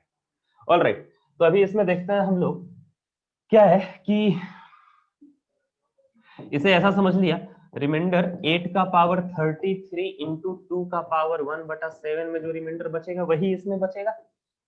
ठीक है, all right, I hope up to here you all are quite comfortable. In that case we can proceed. In case of any doubt please ask. अब देखिए, हम लोगों का जो बेसिक वाला एक थ्योरम था, रिमाइंडर थ्योरम, उसमें क्या था, a into B into C upon n का रिमाइंडर क्या होगा, a का पावर r इंटू बी का पावर r इंटू सी का पावर r अपॉन n का जो रिमाइंडर होगा। ठीक है, तो ये कुछ वैसा ही फॉर्मेट आ गया। ठीक है, कुछ वैसा ही फॉर्मेट आ गया ना, समथिंग इंटू समथिंग अपॉन 7। तो इसका रिमाइंडर क्या होगा, इसका रिमाइंडर क्या होगा, वही होगा जो 8 का पावर 33 को 7 से डिवाइड करने पर आएगा और 2 को 7 से डिवाइड करने पर आएगा। तो 8 का पावर 33 को देखते हैं हम लोग, 8 को क्या लिख लिया, 7 प्लस 1 का पावर 33 इंटू अपॉन 7 इंटू 2 का पावर 1 अपॉन 7। ठीक है, इंटू 2 का पावर 1 अपॉन 7 लिखना गलत है, इसीलिए मैं इस 7 को हटा देता हूं, लेकिन आप लोग सेंस समझ रहे हो क्या मैं बात कर रहा हूँ। ठीक है, अभी क्या हो जाएगा ये कि हम लोग रिमाइंडर के बारे में बात कर रहे हैं, ये रिमाइंडर। ठीक है, तो अकॉर्डिंग टू बाइनोमियल थ्योरम यहाँ पर रिमाइंडर कितना बच जाएगा बच्चों, 1 बच जाएगा ना। ठीक है, 1 बच जाएगा ना, क्लियर, 1 बच जाएगा रिमाइंडर, क्योंकि 1 का पावर 33 को 7 से डिवाइड करने पर, मतलब ये क्या हो गया, 1 का पावर 33 इंटू 2 का पावर 1 को 7 से डिवाइड करने पर जो रिमाइंडर बचेगा वही रिमाइंडर इसका होगा। I hope up to here you are comfortable, write it down. Online बच्चों अगर कोई डाउट है तो please please please please please please पूछो।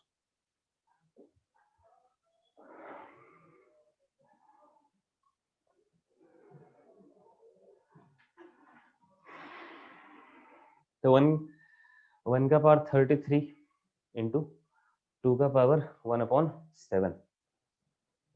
ठीक है, ओके, तो कितना आ जाएगा, 1 का पावर 33 को डिवाइड करा तो रिमाइंडर 1 बचा, 2 को डिवाइड करा 7 से तो रिमाइंडर 2 बचा, 2 इंटू 1, इसका राइट आंसर है 2। ठीक है, नेक्स्ट चलिए जी, 5 का पावर 100/7 करते हैं इसको। 5 का पावर 2 का पावर 50 लिख लिया। ठीक है, 5 का पावर 2 कितना हो गया, 25 हो गया क्या, 25 का पावर 50 हो गया ना, 25 का पावर 50। ठीक है, ऐसा हो गया, ऑलराइट, अपॉन 7। ठीक है, तो ये क्या आ गया, इसे इस तरीके से लिख लेते हैं, 5 का पावर 100 तो आ गया 5 का पावर 25 का पावर 50। तो ये क्या हो जाएगा, इसे मैं इस तरीके से लिख सकता हूं कि ये 21 प्लस 4 है, 21 प्लस 4 का पावर 50/7 है। ठीक है, 21 प्लस 4 का पावर 50। अभी देखो यहां से समझ में आ जाएगा कि लास्ट स्लाइड में ये वाला काम भी कर सकता है, ये वाला काम भी कर सकता है, 2 का पावर 4 का पावर 25 भी लेकर के काम कर सकते हैं। ठीक है, 16 आ जाएगा तो क्या हो जाएगा, उसको हम लोग 7 + 9 लिख लेंगे, फिर 9 का पावर जो 25/7 का रिमाइंडर होगा वही होगा, उससे भी सेम ही आंसर आएगा। ऑलराइट, हाँ जी, तो ये क्या हो गया, 21 + 4 का पावर 50/7। तो इसका रिमाइंडर जो होगा वो सेम होगा 4 के पावर 50/7 का रिमाइंडर। ठीक है, यहां तक में डाउट कोई, यहां तक में डाउट कोई, हाँ जी बच्चों, यहाँ तक में डाउट क्लियर है? ठीक है, बात समझ में आ रही है? तो क्या हो गया, ये 4 को मैं लिख दूं, 4 को मैं लिख दूं 2 का पावर 2 और उसका पावर 50 है अपॉन 7। तो ये तो एक क्वेश्चन हम लोगों ने सोल्व किया था, उसी में कन्वर्ट हो गया ना, ठीक है, उसी में कन्वर्ट हो गया। तो क्या हो गया, 2 का पावर 100 अपॉन 7, 2 का पावर 100 अपॉन 7। तो कितना आ रहा था रिमाइंडर इसमें? 2 आ रहा था ना, 2 आ रहा था, ठीक है, 2 आ रहा था। तो हो गया। कैसे कर लेंगे इसको? 2 का पावर 100 मतलब 2 का पावर 3 का पावर 33 इंटू 2 का पावर 1/7। 2 का पावर 3 8 हो गया, 8 को लिख लिया, 8 को लिख लिया, 7 प्लस 1 का पावर 33 इंटू 2/7। इस केस में रिमाइंडर 1 बचा, इस केस में रिमाइंडर 2 बचा, तो ओवरऑल रिमाइंडर कितना बच गया? 1 इंटू 2। जल्दी जल्दी लिखो ना तुम लोग, ठीक है बच्चों, क्लियर? ठीक है, तो इसका राइट आंसर है 2। ऑनलाइन कुछ रिप्लाई नहीं आ रहा है क्या? समझ में आ रहा है सब बच्चों को?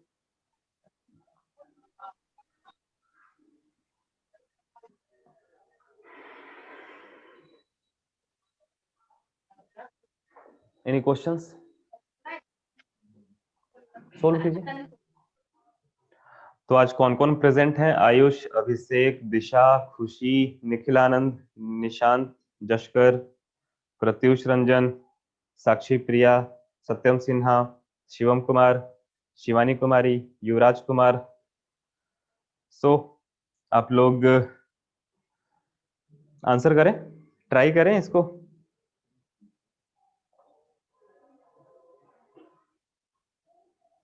हुआ? क्या आ रहा है?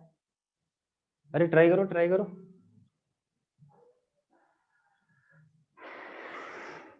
चलिए एक और मैं करता हूं। 3 की पावर 2 की पावर 125 लिख लूं, कोई दिक्कत नहीं। Given expression is equal to this, ठीक है बच्चों, 5/7। क्या आ रहा है? बी आंसर आ रहा है, देखते हैं सही है नहीं, मुझे आंसर याद नहीं है। किसका आंसर आया? सत्यम, ओके। 7 प्लस 2 की पावर 125/7, ऐसा हो जाएगा, ठीक है। तो इसका जो रिमाइंडर बचेगा वो रिमाइंडर वही होगा जो इसका बचेगा, ठीक है। कैसे आया ये? रिमाइंडर थ्योरम की बायनोमियल थ्योरम, रिमाइंडर थ्योरम की बायनोमियल थ्योरम, बायनोमियल थ्योरम ना, ठीक है, बायनोमियल थ्योरम से आया, ये वही था, ठीक है। तो इसीलिए ये जो है इस तरीके से काम होगा, ठीक है। हाँ जी, तो 2 की पावर 125, 2 की पावर 125 को कैसे काम कर सकते हैं? ऐसे लिख लें, 2 की पावर 3, ठीक है, 2 की पावर 3, अभी 3 से डिवाइड करते हैं 125 को, पूरा तो लगेगा नहीं, ठीक है। 3 4 जा 12, 0 5 बचा, 3 1 जा 3, 2 रिमाइंडर बच गया। तो 2 की पावर 3 की पावर 41 इंटू 2 की पावर 2, ऐसे लिख सकते हैं, अपॉन 7। देखेंगे सारे बच्चे, 2 की पावर 3 की पावर 41 आ जाएगा 123, 123 आ जाएगा, और 2 की पावर 2 और है तो 2 की पावर 125 बना दे, ठीक है। ऐसा कर लिए। अभी देखो ये क्या हो गया, ये रिमाइंडर जो है 2 की पावर 3 मतलब 8 हो गया, 8 को मैं लिख सकता हूँ 7 प्लस 1 की पावर 41, ठीक है बच्चों, इंटू 2 की पावर अपॉन,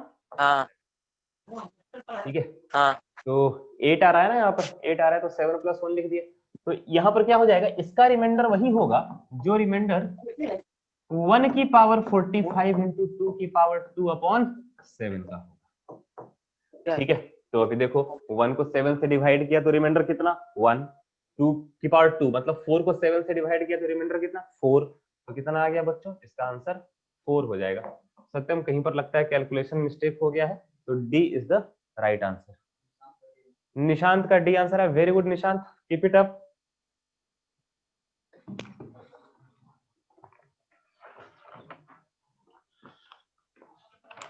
बाकी बच्चे घबराने की जरूरत नहीं है, घबराने की जरूरत नहीं है, और भी क्वेश्चंस हैं अपने पास।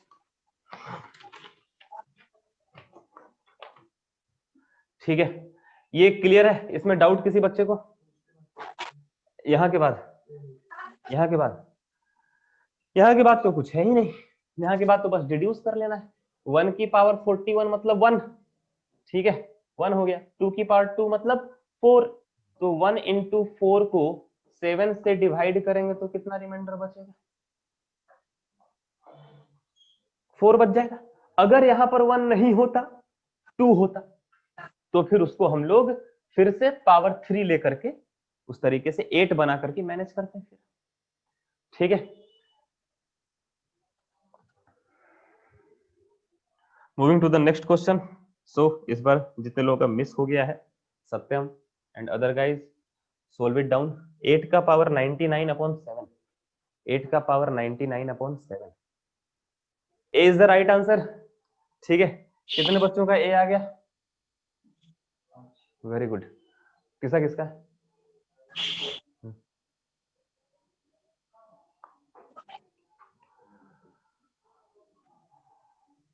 Ayush, Shivani, Satyam, Disha, Nishant, very good, all of you, very good. Clear है ना बाकी लोग? 7 + 1 की पावर 99/7, ठीक है। तो अभी इसका रिमाइंडर कितना होगा? 1 की पावर 99/7 वाला रिमाइंडर के ही बराबर हो जाएगा। तो 1 की पावर 99 का तो वैल्यू 1 होता है, 1 की पावर 99 का वैल्यू 1 होता है। 7 से डिवाइड किया, 1 को 0 बार में लगा, रिमाइंडर कितना आ गया? 1। ठीक है, फिर से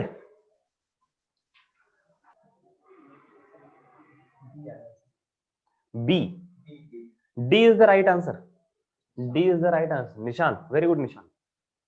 और लोग, और लोग, बाकी लोग भी करीब होंगे, पहुंचने वाले होंगे। Very good all of you.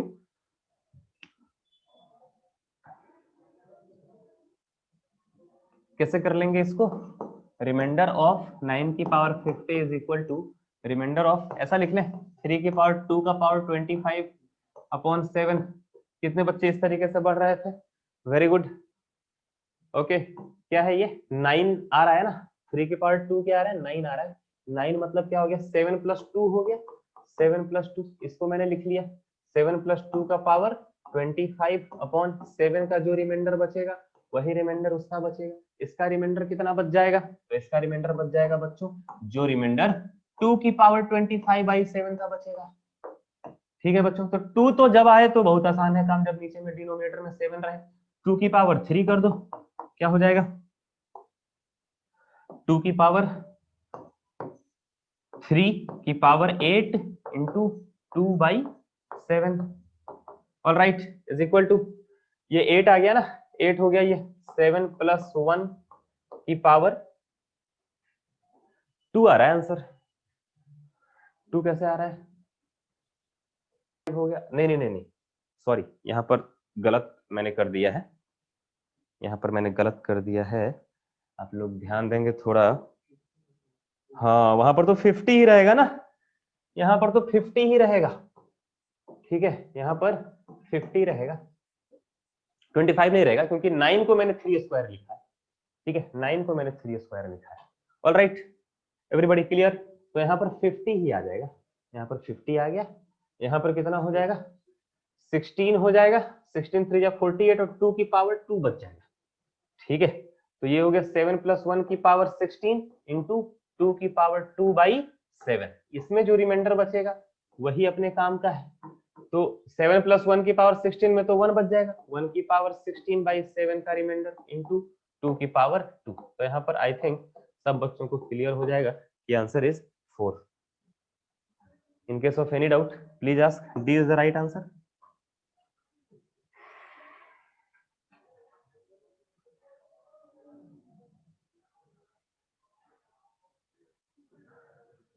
One more,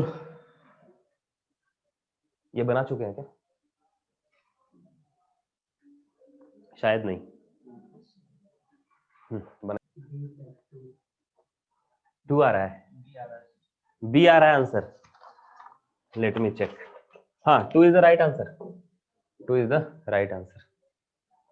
ठीक है, कितना लिखा जाएगा? 3 का पावर 2, लास्ट में तो हम लोग जो गलत जा रहे थे तो यही बना दिए थे ना।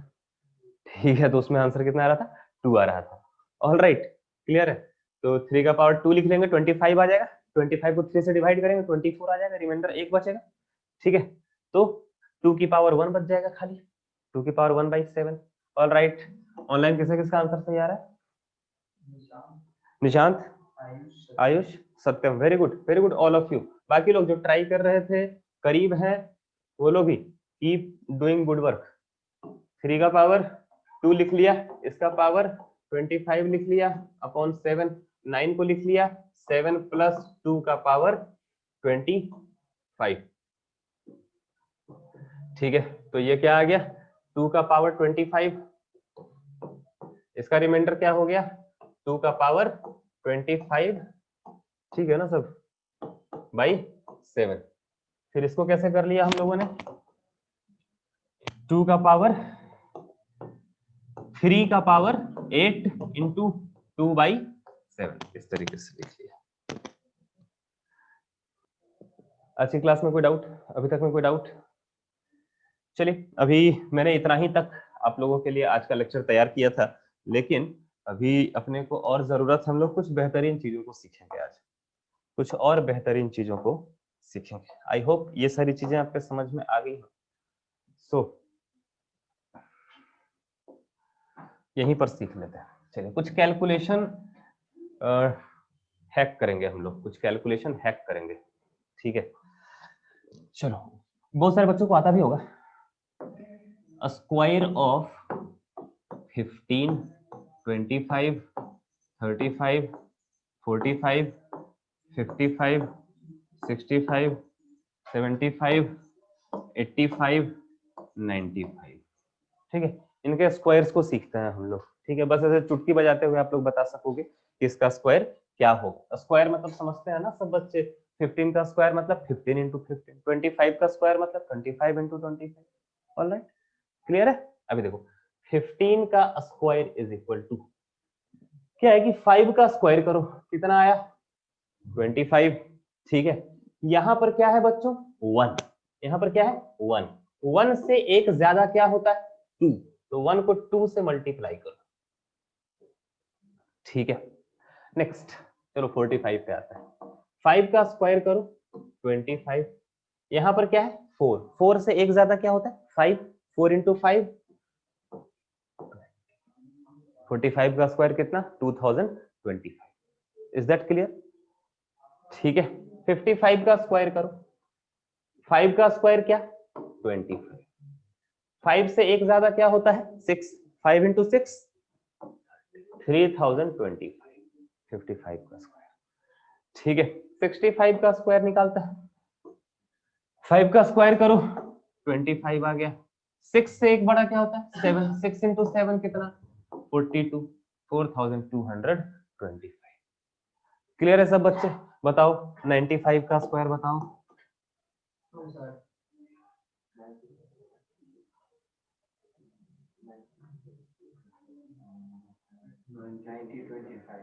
हाँ, बहुत ज्यादा देर हो गया, इतना ज्यादा देर नहीं, इतना देर में काम थोड़ी चलेगा। कितने बच्चों का आ गया था?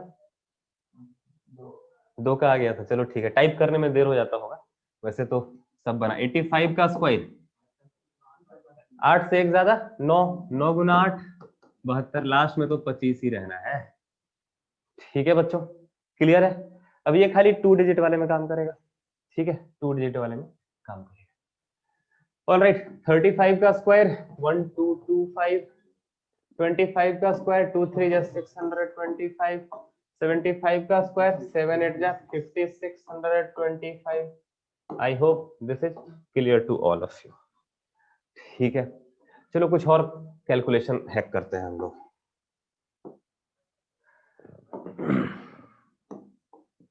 A square of numbers from 40 to 60, 40 से 60 के बीच के नंबर्स का स्क्वायर करना सीखना है। ठीक है, 40 से 60 के बीच के नंबर्स का स्क्वायर। ठीक है, अभी देखो 40 का स्क्वायर तो क्लियर है सब बच्चों को, 4 का स्क्वायर 16, स्क्वायर हो रहा है 0, 2 बार ही आ जाएगा, इसमें किसी को कोई कंफ्यूजन नहीं। 45 का स्क्वायर तो अभी हम लोगों ने सीखा, 4 5 द 20, 125। 50 का स्क्वायर भी क्लियर है सब बच्चों को, 2500। 55 का भी स्क्वायर हम लोगों ने अभी सीखा, 5 6 द 30, 125। 60 का भी स्क्वायर क्लियर है सब बच्चों को, 3600। ठीक है, अब बीच के नंबर्स पे आते हैं। चलो एक हम लोग अभी यहाँ पर जो आइडिया है ना, वो अपना रेफरेंस फ्रेम जो है ना वो 50 है, 50 को ध्यान में रखना है। 40 से 50 के बीच का नंबर 50 से कम होगा, 50 से 60 के बीच का नंबर 50 से ज्यादा होगा, इस पर ही काम होना है।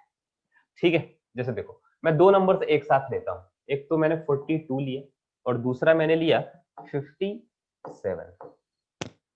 ठीक है, मैं जिस तरीके से बोलूं उन शब्दों को बड़े ध्यान से सुनना और बिल्कुल वैसे ही काम करना है।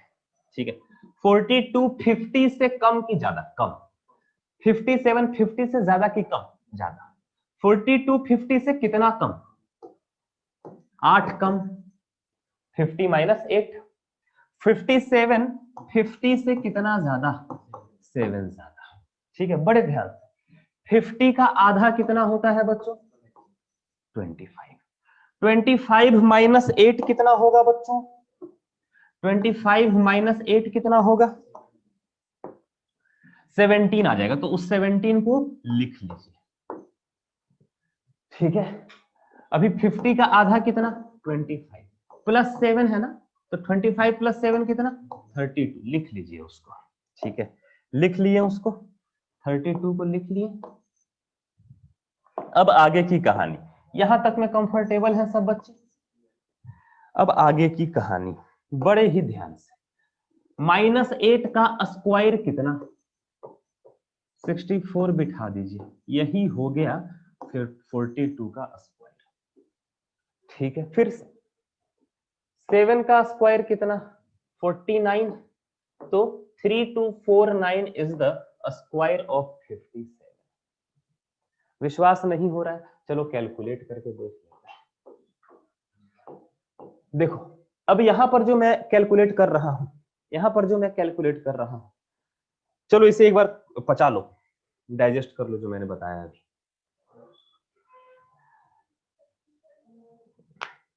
बाद में हम लोग कंफर्म करेंगे। ठीक है, कंफर्म करने का टेक्निक बाद में सीखेंगे। कंफर्म करने का टेक्निक है, क्योंकि मैं 2 डिजिट बाय 2 डिजिट के नंबर्स को मल्टीप्लाई करूंगा डायरेक्टली, 2 करके नहीं मल्टीप्लाई करूंगा। ठीक है, तो अभी देखो यहां पर मैं और नंबर्स लेता हूं।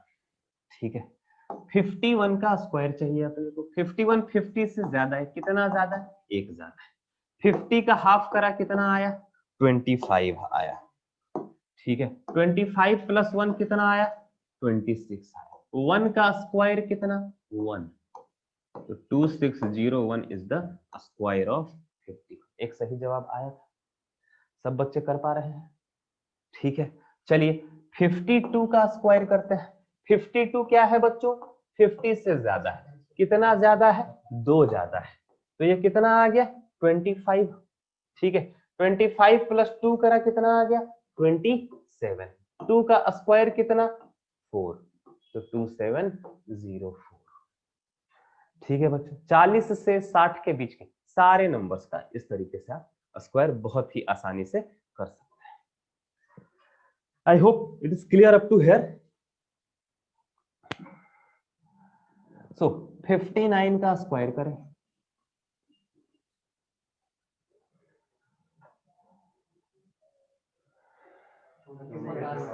थ्री फोर एट वन आ रहा है, वेरी गुड, 3481 आ रहा है, दैट्स ऑल राइट।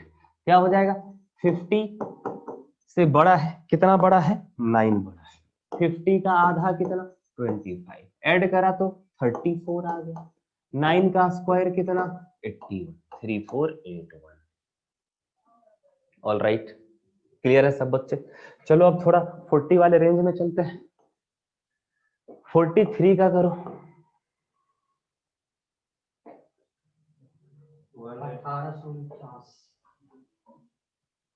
25 9 25 अच्छा 7 है, हाँ 1849, ठीक 1849, 1849, very good, 1849 is the right answer. आ रहा होगा, बहुत बच्चों का आ रहा है ऑनलाइन, वेरी गुड, शाबाश। क्या है ये, 50 से 7 कम है, सारे बच्चे इस तरीके से कैलकुलेट कर सकते हैं। 25 माइनस 7 कितना आ गया, 18, 7 माइनस 7 का स्क्वायर कितना, 49, तो 1849। चलो ठीक है, अब एक और कैलकुलेशन हैक हम लोग करते हैं, ठीक है। अभी देखो, कोई भी 2 डिजिट का नंबर है, जैसे यहीं पर दिख रहा है 13 एंड 17, इन दोनों को मल्टीप्लाई करना है, ठीक है। कोई भी 2 डिजिट नंबर को 2 डिजिट नंबर के साथ कोई भी 2 डिजिट नंबर को 2 डिजिट, स्क्वायर नहीं, कोई भी 2 डिजिट नंबर को 2 डिजिट नंबर के साथ मल्टीप्लाई करता है, ठीक है। अभी क्या है, 3 इंटू 7, सबसे पहले क्या करना है बच्चों, 3 इंटू 7 क्या हो गया, 21 का 1 कैरी कर लो 2, ठीक है। अब इसके बाद क्या है कि 1 और 7 को मल्टीप्लाई करो, 1 और 7 को मल्टीप्लाई करो, फिर 3 और 1 को मल्टीप्लाई करो, ठीक है, फिर 3 और 1 को मल्टीप्लाई करो, कितना आ गया ये 7, ये कितना आ गया 3, दोनों को ऐड कर दो, कितना आ गया 10, ठीक है। थोड़ा सा 2 डिजिट सब कवर कर ले रहा है, ठीक है, थोड़ा सा मुश्किल होगा, लेकिन शुरुआत में मुश्किल होगा, जब आप बारी से जब आप करना शुरू कर देंगे तो फिर 2 4 8 10 मल्टीप्लिकेशन करने के बाद बहुत आसानी से होने लग जाएगा, ठीक है। 10 आ गया, 10 में ये 2 जो कैरी किया था उसको ऐड कर दो,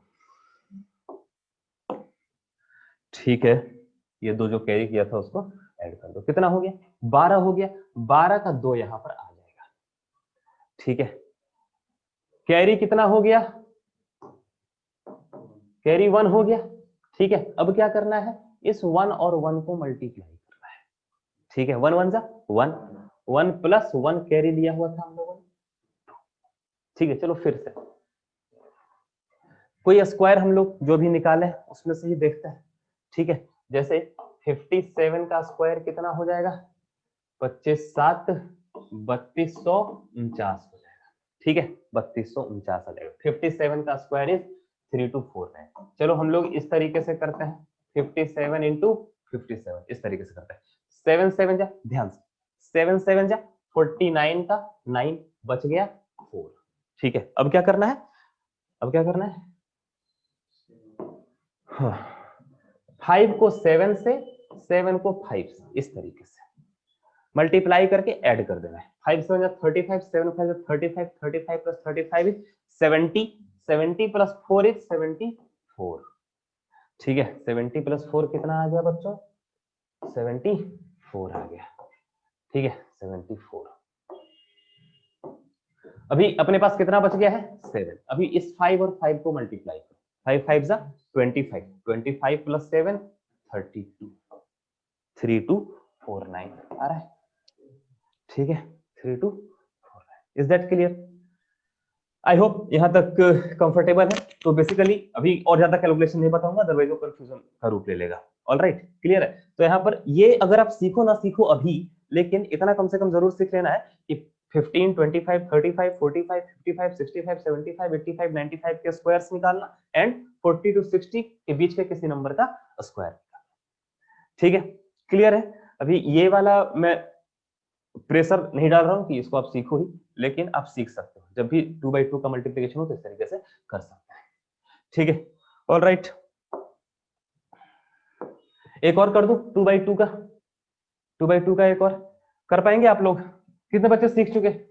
रिप्लाई 2/2 वाला सीख गए, 2/2 वाला पक्का? चलो ठीक है।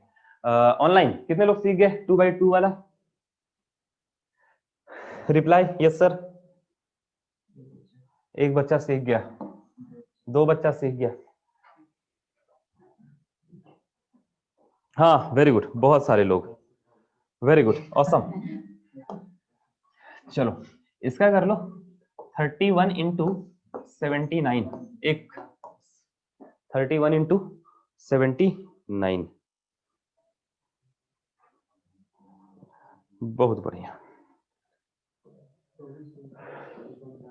2449, 2449, 9 1 जा 9, 9 3 जा 27 प्लस 7 34 का 4 कैरी 3, 7 3 जा 21 3 24, 2449, ठीक है। So we will be meeting in the next class with few more calculation hacks. All right. Thank you.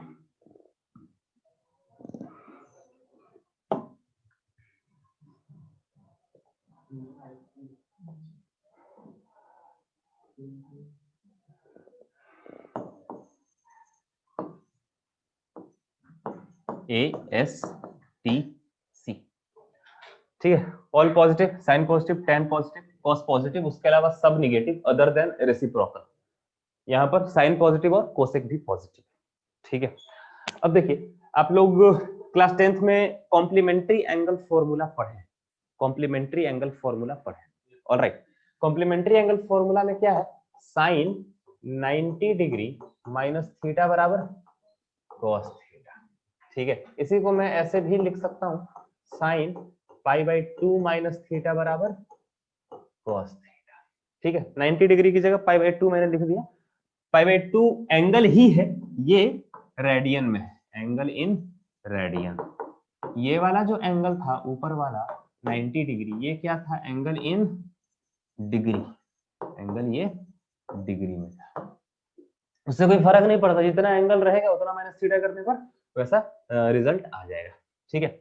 लेकिन ये जो बात हो रही है यहाँ पर, अगर हम थीटा को एक्यूट एंगल कंसीडर करें, थीटा को एक्यूट एंगल कंसीडर करें, तो थीटा अगर एक्यूट एंगल है तो 90 माइनस थीटा कहाँ लाई करेगा, फर्स्ट, सेकंड, थर्ड, फोर्थ, कहाँ लाई करेगा, फर्स्ट क्वाड्रेंट में लाई करेगा, ठीक है। लेकिन ऐसा भी हो सकता है अपने को इस तरीके से आ जाए, साइन 90 डिग्री प्लस थीटा, ठीक है, sine 180 degree minus theta, sine 180 degree plus theta, alright. तो इन सब का हम लोग वैल्यू कैसे लिखेंगे, बहुत ही ध्यान से, ज्यादा देर का क्लास अपना बचा नहीं है, बहुत छोटा देर का क्लास बचा है। एक बहुत इंपॉर्टेंट चीज हम लोग सीख लेते हैं, साइन 90 डिग्री प्लस थीटा। अब देखिए ये 90 डिग्री है ना, तो साइन जो है कॉस बन जाएगा, ठीक है, कॉस थीटा हो जाएगा। अब रही बात प्लस कॉस थीटा होगा कि माइनस कॉस थीटा होगा, ठीक है। लेकिन उससे पहले मैं आपको एक और बात बताता हूं कि 180 डिग्री रहेगा तो साइन जो है साइन ही रहेगा, साइन थीटा ही रहेगा। 180 डिग्री है तो इसका भी वैल्यू या तो प्लस साइन थीटा होगा या फिर माइनस साइन थीटा होगा। अब हम लोग यहाँ पर प्लस साइन थीटा लिखे कि माइनस साइन, प्लस लिखे कि माइनस लिखे, प्लस लिखे कि माइनस लिखे, बस इसी बात का डिडक्शन करना है, और वो कहां से होगा, यहां से होगा, ठीक है। आप लोगों को याद होगा कॉम्प्लीमेंट्री एंगल वाले फॉर्मूला में साइन 90 माइनस थीटा क्या बन जा रहा है, cos थीटा, ठीक है। cos 90 माइनस थीटा क्या बन जा रहा है, साइन थीटा, ठीक है। tan 90 माइनस थीटा क्या बन जा रहा है, cot थीटा, ठीक है। तो यहाँ पर 90 है, ठीक है, यहाँ पर क्या है, 90 है, इसीलिए ऐसा हो रहा है कि साइन था वो cos में तब्दील हो गया, cos साइन में तब्दील हो गया, tan cot में तब्दील हो गया। इसको कहते हैं को फंक्शन, ठीक है। साइन का को फंक्शन क्या हुआ, cos, cos का को फंक्शन क्या हुआ, साइन, tan का को फंक्शन क्या हुआ, cot, cot का को फंक्शन क्या हुआ, tan, sec का को फंक्शन cosec, cosec का को फंक्शन sec, ठीक है। जब कभी भी एंगल 90 डिग्री, यहाँ पर एंगल 90 डिग्री या फिर 270 डिग्री रहेगा तो वो को फंक्शन में चेंज हो जाएगा। जब कभी भी एंगल 180 डिग्री और 360 डिग्री रहेगा तो एंगल को फंक्शन में चेंज नहीं होगा, ठीक है, को फंक्शन में चेंज नहीं होगा। इसीलिए साइन 180 डिग्री माइनस थीटा को मैंने साइन थीटा ही रखा, और साइन 180 डिग्री प्लस थीटा को साइन थीटा ही रखा, जबकि साइन 90 प्लस थीटा को मैंने cos थीटा लिख दिया। अब यहाँ पर प्लस होगा कि माइनस होगा, ये कैसे निर्भर करेगा, किस बात पर निर्भर करेगा, considering this theta as acute angle. 90 plus theta कौन से क्वाड्रेंट में पहुंच गया, 90 प्लस थीटा यहाँ पहुंच गया सेकंड क्वाड्रेंट में, ठीक है। सेकंड क्वाड्रेंट में कैसे पहुंच गया, यहां से शुरुआत हो रहा है, ये 90 डिग्री हुआ, अब जरा सा और आगे बढ़ गया तो सेकंड क्वाड्रेंट में पहुंच गया। सेकंड क्वाड्रेंट में कौन पॉजिटिव है, साइन पॉजिटिव है और कोसेक पॉजिटिव है, तो साइन की ही बात करते हैं, खाली साइन पॉजिटिव है, तो साइन 90 डिग्री प्लस थीटा का वैल्यू क्या होगा, पॉजिटिव होगा कि नेगेटिव होगा, एक बात। दूसरी बात, 90 डिग्री प्लस थीटा में ये जो थीटा है बच्चों एक्यूट है, तो ये थीटा भी एक्यूट है, ये थीटा अगर एक्यूट है तो cos थीटा का वैल्यू क्या हुआ, पॉजिटिव हुआ, ठीक है। पॉजिटिव हुआ, तो इसके आगे अगर प्लस रहेगा तो साइन का वैल्यू प्लस, इसके आगे अगर माइनस रहेगा तो साइन का वैल्यू माइनस। अभी सेकंड क्वाड्रेंट में है 90 डिग्री प्लस थीटा, तो अपने को साइन क्या चाहिए, अपने को साइन क्या 90 डिग्री प्लस थीटा पर साइन का वैल्यू नेगेटिव सॉरी पॉजिटिव होता है, तो यहाँ पर साइन आ जाएगा plus, sine 90 degree plus theta is equal to plus cos theta. ठीक है, क्लियर है। साइन 180 डिग्री माइनस थीटा पर आता है, 180 डिग्री माइनस थीटा में 180 डिग्री है, इसलिए साइन साइन ही रह जाएगा। अब आगे प्लस लगेगा कि माइनस लगेगा, ये किस बात पर निर्भर करता है कि अभी देखो साइन थीटा तो पॉजिटिव ही, क्योंकि थीटा क्या है, एक्यूट, एक्यूट मतलब फर्स्ट क्वाड्रेंट में रहेगा, फर्स्ट क्वाड्रेंट में तो सब पॉजिटिव, ऑल पॉजिटिव। ठीक है, तो साइन थीटा पॉजिटिव है, इसके आगे पॉजिटिव लगेगा तो साइन का वैल्यू पॉजिटिव रहेगा, नेगेटिव लगेगा तो साइन का वैल्यू नेगेटिव रहेगा। अब साइन का वैल्यू क्या रहेगा, पॉजिटिव रहेगा कि नेगेटिव रहेगा, ये अपने को डिसाइड करना है। तो वो किस बात पर निर्भर करेगा कि 180 डिग्री माइनस थीटा कौन से क्वाड्रेंट में है। तो 180 डिग्री माइनस थीटा कौन से क्वाड्रेंट में है बच्चों, देखो यहां से यहां तक हुआ 180 डिग्री, ठीक है, यहां से यहां तक हुआ 180 डिग्री। ठीक है, अब इसमें मैं कुछ माइनस कर दूं तो यहां पहुंच जाएगा, सेकंड क्वाड्रेंट में हूं, सेकंड क्वाड्रेंट में साइन का वैल्यू पॉजिटिव होता है तो प्लस साइन थीटा, तो इसका मतलब साइन 180 डिग्री माइनस थीटा कितना हो गया बच्चों, प्लस साइन थीटा। ठीक है, साइन 180 डिग्री प्लस थीटा का value 180 degree plus theta, 180 degree plus theta कहाँ आ जाएगा, थर्ड क्वाड्रेंट में आ जाएगा ना। थर्ड क्वाड्रेंट में साइन पॉजिटिव की नेगेटिव, नेगेटिव काहे कि tan पॉजिटिव है। ठीक है, तो साइन नेगेटिव है, साइन 180 डिग्री प्लस थीटा का वैल्यू नेगेटिव साइन थीटा। ठीक है, इस तरीके से यहां पर कुल कितने फॉर्मूले हो गए, यहां पर कुल 90 डिग्री माइनस थीटा इस क्वाड्रेंट में आएगा। अब देखो 360 डिग्री यहां तक हो गया प्लस थीटा भी इसी क्वाड्रेंट में आएगा। ठीक है, 90 degree minus theta sine cos tan cot sec cosec 6, 360 degree plus theta sine cos tan cot sec cosec 6, 90 degree plus theta sine cos tan cot sec cosec 6 formula यहाँ पर, 180 degree minus theta sine cos tan cot sec cosec 6 formula यहाँ पर, 180 degree plus theta sine cos tan cot sec cosec 6 formula यहाँ पर, 270 degree minus theta sine cos tan cot sec cosec 6 formula यहाँ पर, 270 degree plus theta तो यहाँ पर fourth quadrant में आ जाएगा ना, इसके लिए 6 फॉर्मूला बनेगा। फिर 360 डिग्री माइनस थीटा, इसके लिए कितना फॉर्मूला बनेगा, 6 फॉर्मूला। तो कुल कितना फॉर्मूला हो गया, 48 फॉर्मूला, 48 फॉर्मूला। 48 फॉर्मूला के लिए कितना ट्रिक, बस एक ट्रिक, यही ASTC, after school to college. बढ़िया से पढ़ाई करोगे तो कॉलेज बढ़िया वाला मिलेगा। ठीक है, 48 फॉर्मूला याद रखने का ये ट्रिक है। ठीक है, इसमें फंक्शन, इसमें को फंक्शन में बदल जाएगा, इसमें को फंक्शन में बदल जाएगा, इसमें को फंक्शन में बदल जाएगा, इसमें को फंक्शन में बदल जाएगा, बाकी में एज इट इज रहेगा। यही दो इन्फॉर्मेशन। ऑलराइट, इसके बारे में मैं और बात करूंगा मैथ्स के क्लास में। सो आज का क्लास हम लोगों का बच्चों यहीं पर एंड होगा। Thank you very much. Subscribe to our YouTube channel and press the bell icon to get the latest update. Register on our website eduraisindia.com to join our live classes.